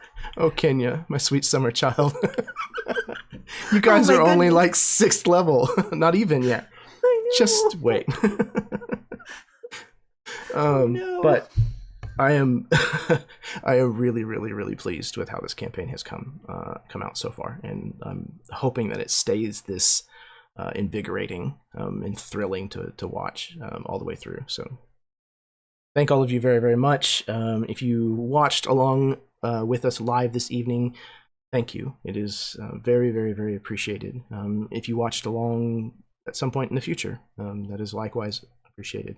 If you like this kind of content, please hit the like button, subscribe.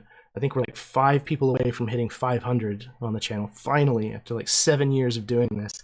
So close, I can taste it. Share it with your friends. that's how this kind of stuff works. It would be a huge favor for me. So thank you. Yeah, I think that's all we've got. So remember, everyone, that kindness is a free action. And until next time, may your dice roll high and your snacks always be within reach.